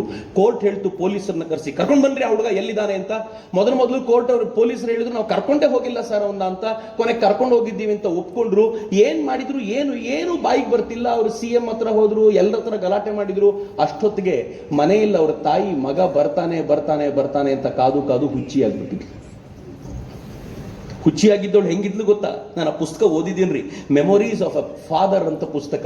ಆರ್ಕೈವಲ್ ಸಿಗುತ್ತೆ, ನೀವು ಗೂಗಲ್ ಸರ್ಚ್ ಮಾಡಿದಾಗ ಸುಮ್ಮನೆ ಸರ್ಚ್ ಮಾಡಿ memories of a father archive ಅಂತ ಹಾಕಿ, ಆರ್ಕೈವಲ್ ಸಿಗುತ್ತೆ. ಒಂದು 100-120 ಪುಟದ ಪುಸ್ತಕ. ನೀವು ಕಣ್ಣೀರಿಲ್ದೆ ಮುಗಿಸಲ್ಲ ರೀ ಆ ಪುಸ್ತಕನ. ಆ ತಾಯಿ ಏನ್ ಮಾಡ್ತಿದ್ಲು ಅಂತ ಗೊತ್ತಾ? ಅವ್ರ ಗಂಡ ಬರೀತಾನೆ, ಅವಳು ಬಿಸ್ಕೆಟ್ ಎತ್ತಿಟ್ಕೊಂಡಿರ್ತಿದ್ಲು ಬ್ಯಾಗಲ್ಲಿ. ನಾನು ಬರುವಾಗೆಲ್ಲ ಕೇಳ್ತಿದ್ಲು ನನ್ನ ಮಗ ಬಂದ ಇಲ್ವಾ ಅಂತ. ಆ ಬಿಸ್ಕೆಟ್ ಮಾತ್ರ ಯಾರಿಗೂ ಕೊಡ್ತಿರ್ಲಿಲ್ಲ ಮಗನಿಗೆ ಅಂತ. ಇನ್ನು ಆ ಬಿಸ್ಕೆಟ್ ಹಾಳಾಗೋದು ಗ್ಯಾರಂಟಿ ಅಂತ ಗೊತ್ತಾದಾಗ ಅಕ್ಕಪಕ್ಕದ ಹುಡುಗರನ್ನ ಕರೆಸಿ ಅದನ್ನ ಕೊಟ್ಟು ಕಳಿಸ್ತಿದ್ಲು. ಆ ಥರದ ಹುಚ್ಚಿ ಆಗ್ಬಿಟ್ಟಿದ್ಲು. ಕೊನೆಗೆ ಮಗ ಬರೋಕ್ಕಿಂತ ಮುಂಚೆ ಅವ್ರು ಸತ್ತೋದ್ಲು ಅವಳು ಅಂತ ಅವ್ರು ಹೇಳ್ಕೊಳ್ತಾರೆ. ಆಯ್ತು, ಮಗನಿಗೇನಾಯ್ತು? ಇವ್ರದೊಂದು ಇಂಟರ್ವ್ಯೂ ಟಿವಿನಲ್ಲಿ ಬಂತು. ಪ್ರಾಬಬ್ಲಿ ಮಲಯಾಳಂ ಮನೋರಮ ಚಾನಲ್ ಯಾವುದೋ ಇತ್ತು, ಅದರಲ್ಲಿ ಬಂತು. ಬಂದ ತಕ್ಷಣ ಒಬ್ಬ ಲಾರಿ ಡ್ರೈವರು ನನಗೆ ಆ ಮಗನ ಬಗ್ಗೆ ಗೊತ್ತಿದೆ ಅಂತಂದ. ಟಿವಿನವ್ರು ಕರ್ಕೊಂಡು ಬಂದ್ರು ಅವನ್ನ, ಅಥವಾ ಮಾಧ್ಯಮದವ್ರು ಕರ್ಕೊಂಡು ಬಂದ್ರು. ಏನಾಗಿದೆ ಅಂತ ಕೇಳಿದಾಗ ಅವನಂದ, ಅವತ್ತು ಆ ಹಾಸ್ಟೆಲ್ ಪಕ್ಕದಲ್ಲಿ ಇವರು ಕೆಲವು ಹುಡುಗರನ್ನ ಹೊಡಿತಾ ಇದ್ರು, ಅದರಲ್ಲಿ ಒಬ್ಬ ಹುಡುಗ ತೀರ್ಕೊಂಡ್ಬಿಟ್ಟ. ನೆಕ್ಸ್ಟ್ ಕೇಳಿ, ಇಷ್ಟಕ್ಕೆ ಗಾಬರಿ ಆದರೆ ಹೆಂಗೆ ನೀವು? ಈ ತೀರ್ಕೊಂಡಿರುವಂಥ ಶವವನ್ನ ನಾನು ಅದನ್ನು ಡಿಸ್ಪೋಸ್ ಮಾಡಬೇಕು ಅಂತ ನನಗೆ ಹೇಳಿದರು. ಎಲ್ಲಿಗೆ ತಗೊಂಡು ಹೋಗಬೇಕು ಅಂತಂದರೆ, ಈ ಹಂದಿಗಳಿಗೆ ಆಹಾರ ಕೊಡಬೇಕು ಅಂತ ಮಾಂಸವನ್ನು ತುಂಡರಿಸಿ ಹಾಕೋ ಜಾಗಕ್ಕೆ ಅವನನ್ನು ತಗೊಂಡು ಹೋದ್ವಿ. ಅಲ್ಲಿ ಅವನ ಮಾಂಸವನ್ನು ಚೂರು ಚೂರು ಚೂರು ಚೂರು ಮಾಡಿ ಹಂದಿಗಳಿಗೆ ಹಾಕಲಾಯಿತು ಅಂತ ಅವನು ಹೇಳ್ತಾನೆ. ನಾನೇ ನೋಡದೆ ಇದನ್ನು ಕಣ್ಣಾರೆ, ಅವನನ್ನು ಹಿಂಗೆ ಮಾಡಲಾಯಿತು ಅಂತ ರಾಜನ್ ಅನ್ನೋ ಹುಡುಗನ ಬಗ್ಗೆ ಹಿಂಗೆ ಹೇಳ್ತಾರೆ. ರಕ್ತ ಸಿಕ್ತವಾಗಿರುವಂಥ ಕೈಗಳು ಇಂದಿರಾ ಗಾಂಧಿದು. ಮೊನ್ನೆ ತಾನೇ ಇಂದಿರಾ ಗಾಂಧಿಯನ್ನ ಹಿಟ್ಲರ್ ಅಂದಿದ್ದಕ್ಕೆ ಕೇಸ್ ಹಾಕ್ತೀವಿ ಅಂತ ಸಿದ್ದರಾಮಯ್ಯನವ್ರು ಹೇಳಿದ್ದಾರೆ. ಇದನ್ನು ಏನು ಹೇಳಬೇಕ್ರಿ? ನಮ್ಮ ಬದುಕನ್ನು ಕಿತ್ಕೊಂಡಿದ್ದನ್ನ ನಾವು ಹಿಟ್ಲರ್ ಅಂದೆ. ಹಿಟ್ಲರ್ ವಾಸ್ ಬೆಟರ್ ಅಂತ ಕೆಲವು ಬಾರಿ ಅನ್ಸುತ್ತೆ ನನಗೆ. ತನ್ನದ್ದೇ ಜನರಿಗೆ ತೊಂದರೆ ಮಾಡಲಿಲ್ಲ ಅವನು, ಆದರೆ ಈಕೆ ತನ್ನದ್ದೇ ಜನರಿಗೆ ತೊಂದರೆ ಮಾಡಿದ್ದು. ತೊಂದರೆ ಎಲ್ಲಿವರೆಗೂ ಹೋಯ್ತು ಗೊತ್ತಾ? ಇಂದಿರಾ ಗಾಂಧಿ ಕಾಲಕ್ಕೆ ಈ ದೇಶದಲ್ಲಿ ಪುರುಷತ್ವ ಹರಣ ಅವ್ರಿಗೆಲ್ಲ ಇದ್ದಿದ್ದು ಒಂದೇ, ಜನಸಂಖ್ಯೆ ಜಾಸ್ತಿ ಇದೆ, ಜನಸಂಖ್ಯೆ ಕಡಿಮೆ ಮಾಡಬೇಕು ಅಂತಂದ್ರೆ ಏನು? ಪುರುಷತ್ವ ಹರಣ ಮಾಡಬೇಕು, ಮಕ್ಕಳನ್ನು ಹುಟ್ಟಿಸುವ ಕೆಪಾಸಿಟಿ ತೆಗಿಬೇಕು ಅಂತ. ಇದು ಹೆಂಗ್ರಿ? ಇದು ಯಾವ ಮೂಲಭೂತ ಹಕ್ಕುಗಳು? ಇದು ಭಗವಂತ ಕೊಟ್ಟಿರೋ ಹಕ್ಕು.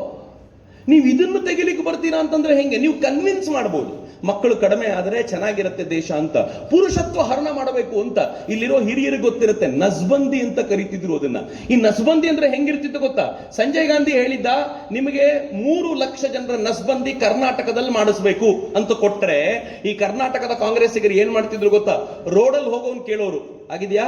ಅವನಿಲ್ಲ ಅಂದ್ರೆ ತಗೊಂಡೋಡು. ಅವ್ನು ಕೇಳೋದಿಲ್ಲ, ಅವ್ನು ಮಾಡಿಸ್ಕೊಳ್ತಾನೋ ಇಲ್ಲೋ ಅವ್ನ ಇಚ್ಛೆ ಇಲ್ಲ, ತಗೊಂಡೋಗೋದು, ಪುರುಷತ್ವ ಹರಣ ಮಾಡೋದು, ಕಳಿಸ್ಕೊಡೋದು. ಅನೇಕರು ಮದುವೆನೇ ಆಗಿರಲಿಲ್ಲ. ಈ ಕಾಂಗ್ರೆಸ್ಸಿಗರಿಗೆ ಹುಚ್ಚು ಹೆಂಗಿತ್ತು ಅಂತಂದ್ರೆ, ಅವ್ರು 3 ಲಕ್ಷ ಟಾರ್ಗೆಟ್ ಕೊಟ್ಟವ್ರು 5 ಲಕ್ಷ ಮಾಡ್ತಿದ್ರು. ಸಂಜಯ್ ಗಾಂಧಿ ಗುಡ್ ಬುಕ್ಸ್ ಅಲ್ಲಿ ಇರಬೇಕಲ್ಲ, ಇಂದಿರಾ ಗಾಂಧಿ ಗುಡ್ ಬುಕ್ಸ್ ಅಲ್ಲಿ ಇರಬೇಕಂತ 5 ಲಕ್ಷ 6 ಲಕ್ಷ ಮಾಡೋದು. 100% ಟಾರ್ಗೆಟ್ ಅಚೀವ್ ಮಾಡಿದ್ದೀರಾ ಅಂತಂದ್ರೆ ನೆಕ್ಸ್ಟ್ ಇಯರ್ 107% ಮಾಡಿದೀವಿ ಅಂತ ಹೇಳುವ ಹುಚ್ಚು. ಕರ್ನಾಟಕದಲ್ಲಾಗ ಒಳ್ಳೆ ಟೀಮ್ ಇತ್ತು ಕಾಂಗ್ರೆಸ್ನವರದ್ದು, ಒಳ್ಳೆ ಮುಖ್ಯಮಂತ್ರಿಗಳಿದ್ರು, ಅವ್ರ ನಸ್ಬಂದಿ ಮಾಡಲ್ಲ ಅಂತ ಹೇಳಿದ್ರು. ಆದರೆ ಈ ಜನಸಂಖ್ಯಾ ಹೆಚ್ಚಳದಿಂದ ಆಗುವ ಸಮಸ್ಯೆಯನ್ನ ಜನರಿಗೆ ಹೇಳಿ ನೀವೇ ಮಾಡಿಸ್ಕೊಳ್ರಪ್ಪ ಅಂತ ಪ್ರೀತಿಯಿಂದ ಹೇಳುವ ಪ್ರಯತ್ನ ಮಾಡಿದ್ರು. ಆದರೆ ಇಡೀ ದೇಶದಲ್ಲಿ ಬಿಹಾರದಂತ ರಾಜ್ಯಗಳಲ್ಲಿ ಎಂಥ ಅನ್ಯಾಯ ನಡೆದೋಯ್ತು ಅಂತಂದ್ರೆ, ಕಂಡವ್ರು ನಸ್ಬಂದಿ ಮಾಡಿಸ್ಲಾಯ್ತು. ಮಿತ್ರ, ಎಲ್ಲಿವರೆಗೂ ಮಾಡಿದ್ರು ಗೊತ್ತಾ? ಒಂದು ರೂಲ್ ತಗೊಂಡ್ ಬಂದ್ರು, ಗೌರ್ಮೆಂಟ್ ಜಾಬ್ ಅಲ್ಲಿ ಇರೋರಿಗೆ ಸಂಬಳ ಬರಬೇಕು ಅಂತಂದ್ರೆ ನಸ್ಬಂದಿ ಮಾಡಿಸ್ಕೊಂಡ್ರೆ ಮಾತ್ರ ಸಂಬಳ ಕೊಡ್ತೀವಿ ಅಂತ ರೂಲ್ ತಗೊಂಡ್ ಬಂದ್ಬಿಟ್ರು. ಅದ್ರ ಪರಿಣಾಮ ನಿಮ್ ಗೌರ್ಮೆಂಟ್ ಜಾಬ್ ಅಲ್ಲಿ ತಿಂಗಳ ಸಂಬಳ ಬೇಕು ಅಂತಂದ್ರೆ ನಸ್ಬಂದಿ ಮಾಡಿಸ್ಕೊಂಡ್ರು ರಿಪೋರ್ಟ್ ಇದ್ರೆ ಮಾತ್ರ ಕೊಡ್ತೀವಿ ಅಂತ. ಇದು ಇಂದಿರಾ ಗಾಂಧಿ ಮಾಡಿದ್ದು. ಮಾತಾಡ್ಲಿ ಕಾಂಗ್ರೆಸ್ನವ್ರು ಇವತ್ತು? ರಾಜ್ಯದ ಆದರಣೀಯ ಮುಖ್ಯಮಂತ್ರಿಗಳು ಚಾಲೆಂಜ್ ಮಾಡಿದ್ದಾರೆ, ಮಾತಾಡ್ಲಿ ಇದ್ರ ಬಗ್ಗೆ ಅಂತ. ನಾನ್ ರೆಡಿ ಇದ್ದೀನಿ ಮಾತಾಡ್ಲಿಕ್ಕೆ. ಇಂದಿರಾ ಗಾಂಧಿ ಅವರು ಏನೇನ್ ಮಾಡಿದ್ರು ಅಂತ ನಾನು ಹೇಳಬೇಕಾಗಿಲ್ಲ ಮಿತ್ರರೇ. ಕಾಂಗ್ರೆಸ್ಸಿನ ಪರವಾಗಿದ್ರು ಅಂತ ಹೇಳಲಾದ ಪತ್ರಕರ್ತ ಕುಲ್ದೀಪ್ ನಯ್ಯರ್ ಒಂದು ಪುಸ್ತಕ ಬರೆದಿದ್ದಾರೆ, ದಿ ಜಡ್ಜ್ಮೆಂಟ್ ಅಂತ ಪುಸ್ತಕದ ಹೆಸರು. ಆ ಪುಸ್ತಕದಲ್ಲಿ ಕರಾಳವಾಗಿರುವಂತ ವಿವರಣೆ ಕೊಡ್ತಾರೆ ಇದ್ರ ಬಗ್ಗೆ. ಆದ್ರೆ ಇಲ್ಲಿಗೆ ಮುಗಿಯಲ್ಲ. ಇವ್ರು ಎಲ್ಲಿವರೆಗೂ ಹೋಯ್ತು ಅಂತಂದ್ರೆ, ಫೈಜಾಬಾದ್ ನಲ್ಲಿ ಮೊಹಮ್ಮದ್ ಅಲಿ ಹೈದರ್ ಅಂತ ಒಬ್ಬ ಮೌಲ್ವಿ ಇದ್ರು. ಆ ಮೌಲ್ವಿಗೆ ನೀವು ನಸ್ಬಂದಿ ಮಾಡ್ಕೊಳ್ಬೇಕು ಅಂತಂದಾಗ ಆ ಮೌಲ್ವಿ ಪ್ರತಿಭಟಿಸಿದ್ರು. ಪ್ರತಿಭಟನೆ ಎಲ್ಲಿವರೆಗೂ ಹೋಯ್ತು ಅಂತಂದ್ರೆ, ಆ ಮೌಲ್ವಿ ಎಲ್ಲರ ಹತ್ರ ಹೇಳ್ಕೊಂಡು ತಿರುಗಾಡಿದ ನಂತರ ಇಂದಿರಾ ಗಾಂಧಿವರೆಗೂ ಸುದ್ದಿ ಹೋಯ್ತು. ಅಲ್ಲಿವರೆಗೂ ಕನಸಿನಲ್ಲಿ ಕೂತಿದ್ದ Indira Gandhi one final day ಅಲ್ಲಿಂದ ಕೆಳಕ್ಕಿಳಿದ್ರು. ಸಾಕಪ್ಪ, ಈ ಎಮರ್ಜೆನ್ಸಿ ಬಹಳ ಕಷ್ಟ ಕೊಟ್ಟಿದೆ ಅಂತ ಅನ್ಸುತ್ತೆ ನನಗೀಗ 2 ವರ್ಷ ಆದ್ಮೇಲೆ. ಕಷ್ಟ ಕೊಟ್ಟಿದೆ ಅಂತ ಅನ್ಸುತ್ತೆ ಅಂತ ಹೇಳಿ ಎಮರ್ಜೆನ್ಸಿಯನ್ನು ವಾಪಸ್ ತೆಗೆದುಕೊಂಡು ಚುನಾವಣೆಗಳನ್ನು ಘೋಷಣೆ ಮಾಡಿದ್ರು. ಇಡೀ ಜನ ನನ್ನ ಪರವಾಗಿರ್ತಾರೆ ಅಂತ ಅನ್ಕೊಂಡಿದ್ರು. ಆದ್ರೆ ನಾನು ಭಾರತದ ಜನತೆಗೆ ಹಣೆ ಹಚ್ಚಿ ನಮನ ಮಾಡ್ತೀನಿ, ಇಂದಿರಾ ಗಾಂಧಿನ ಅವತ್ತು ಸೋಲಿಸಿ ಭಾರತವನ್ನು ಉಳಿಸಿದ್ರು. ಬಾಬಾ ಸಾಹೇಬರ ಸಂವಿಧಾನವನ್ನ ಮತ್ತೆ ಎತ್ತಿ ಹಿಡಿದ್ರು. ಬಹಳ ಸಂತೋಷದ ಸಂಗತಿ ಏನ್ ಗೊತ್ತಾ, ಬಾಬಾ ಸಾಹೇಬರ ಸಂವಿಧಾನವನ್ನ ಮತ್ತೆ ವಾಪಸ್ ಸ್ವಲ್ಪ ಮಟ್ಟಿಗೆ ಹಳಿಗೆ ತರಲಿಕ್ಕೆ ಪ್ರಯತ್ನ ಪಟ್ಟಿದ್ದು ಯಾರು ಅಂತಂದ್ರೆ, ಇಂದಿರಾ ಗಾಂಧಿಯ ನಂತರ ಯಾವ ಸರ್ಕಾರ ಬಂತೋ ಆ ಸರ್ಕಾರಗಳು 42ನೇ ತಿದ್ದುಪಡಿ ಏನ್ ಮಾಡಿದ್ರೋ ಅದರಲ್ಲಿ ಬಹುತೇಕವನ್ನ ವಾಪಸ್ ತೆಗೆದುಕೊಂಡು ಬಾಬಾ ಸಾಹೇಬರ ಸಂವಿಧಾನವನ್ನ ನಮ್ಗೆ ಉಳಿಸಿಕೊಟ್ರು. ಇಲ್ಲದೆ ಹೋಗಿದ್ದಿದ್ರೆ ಇವತ್ತಿನ ಈ ರೆಜಿಮ್ ನಲ್ಲಿ ನಾವು ಬಾಬಾ ಸಾಹೇಬರು ಕೊಟ್ಟ ಸಂವಿಧಾನವನ್ನ ಪರಿಪೂರ್ಣವಾಗಿ ನೋಡ್ಲಿಕ್ಕೆ ಸಾಧ್ಯವೇ ಇರ್ತಿರ್ಲಿಲ್ಲ ಅಂತ ನನ್ಗೊಂದು ತಿರುಗಾಡ್ತಿರ್ತಾರೆ. ನೋಡಿ ನಮ್ಮಮ್ಮ ಏನೇನ್ ಮಾಡಿ, ನಮ್ಮ ಅಜ್ಜಿ ಏನೇನ್ ಮಾಡಿದ್ರು ನೋಡಿ ಅಂತ ಮೋಸ್ಟ್ಲಿ ತಿರುಗಾಡ್ತಾ ಇರೋದು ಅಂತ ಅನ್ಸುತ್ತೆ. ಆ ಪುಸ್ತಕ ಹಿಡ್ಕೊಂಡು ತೋರಿಸ್ತಿರ್ತಾರೆ. ಇದು ನಮ್ಗೆ ಅರ್ಥ ಆಗಬೇಕು. ಅದು ಅರ್ಥ ಆದಾಗ ಗೊತ್ತಾಗುತ್ತೆ ಇತಿಹಾಸದೊಂದಿಗೆ ಯಾರ್ಯಾರು ಆಟ ಆಡ್ತಾರೋ ಅವ್ರಿಗೆಲ್ರಿಗೂ ಈ ನಾಡಿನ ಹೊಸ ಪೀಳಿಗೆಯ ಜನ ಸರಿಯಾದ ಪಾಠ ಕಲಿಸ್ತಾರೆ ಅಂತ ಅರ್ಥ ಆಗುತ್ತೆ ಅಂತ ಆ ಕರಾಳ ದಿನಗಳನ್ನ ನಾವು ನಮ್ಮ ಹೃದಯದಲ್ಲಿ ಇಟ್ಕೊಂಡು ಅದರ ಆಧಾರದ ಮೇಲೆ ಸಂವಿಧಾನದ ಅಡಿಯಲ್ಲಿ ಹೊಸ ರಾಷ್ಟ್ರವನ್ನ ಬಲಿಷ್ಠವಾಗಿ ಕಟ್ಟುವಂತ ಪ್ರಯತ್ನವನ್ನ ನಾವೆಲ್ಲರೂ ಮಾಡೋಣ ಅಂತ ಅತ್ಯಂತ ಕಳಕಳಿಯಿಂದ ಹಾರೈಸ್ತಾ ಈಗ ಒಂದು 15-20 ಜನರಿಗೆ ಸನ್ಮಾನ ಆಗುತ್ತೆ. ಅವರನ್ನು ನೋಡಿ ಯಾಕೆ ನೋಡಿ ಗೌರವ ಸಲ್ಲಿಸೋಣ ಅಂತಂದ್ರೆ ಅವರೆಲ್ಲರೂ ನಮ್ಮ ಇವತ್ತಿನ ಬದುಕುಗಳಿಗಾಗಿ ತಮ್ಮ ಅವತ್ತಿನ ಬದುಕು ಕಳೆದು ಹೋದ್ರೂ ಚಿಂತೆ ಇಲ್ಲ ಅಂತ ಬದುಕಿದ್ದವರು. ಅವ್ರಿಗೆಲ್ರಿಗೂ ಶ್ರದ್ಧೆ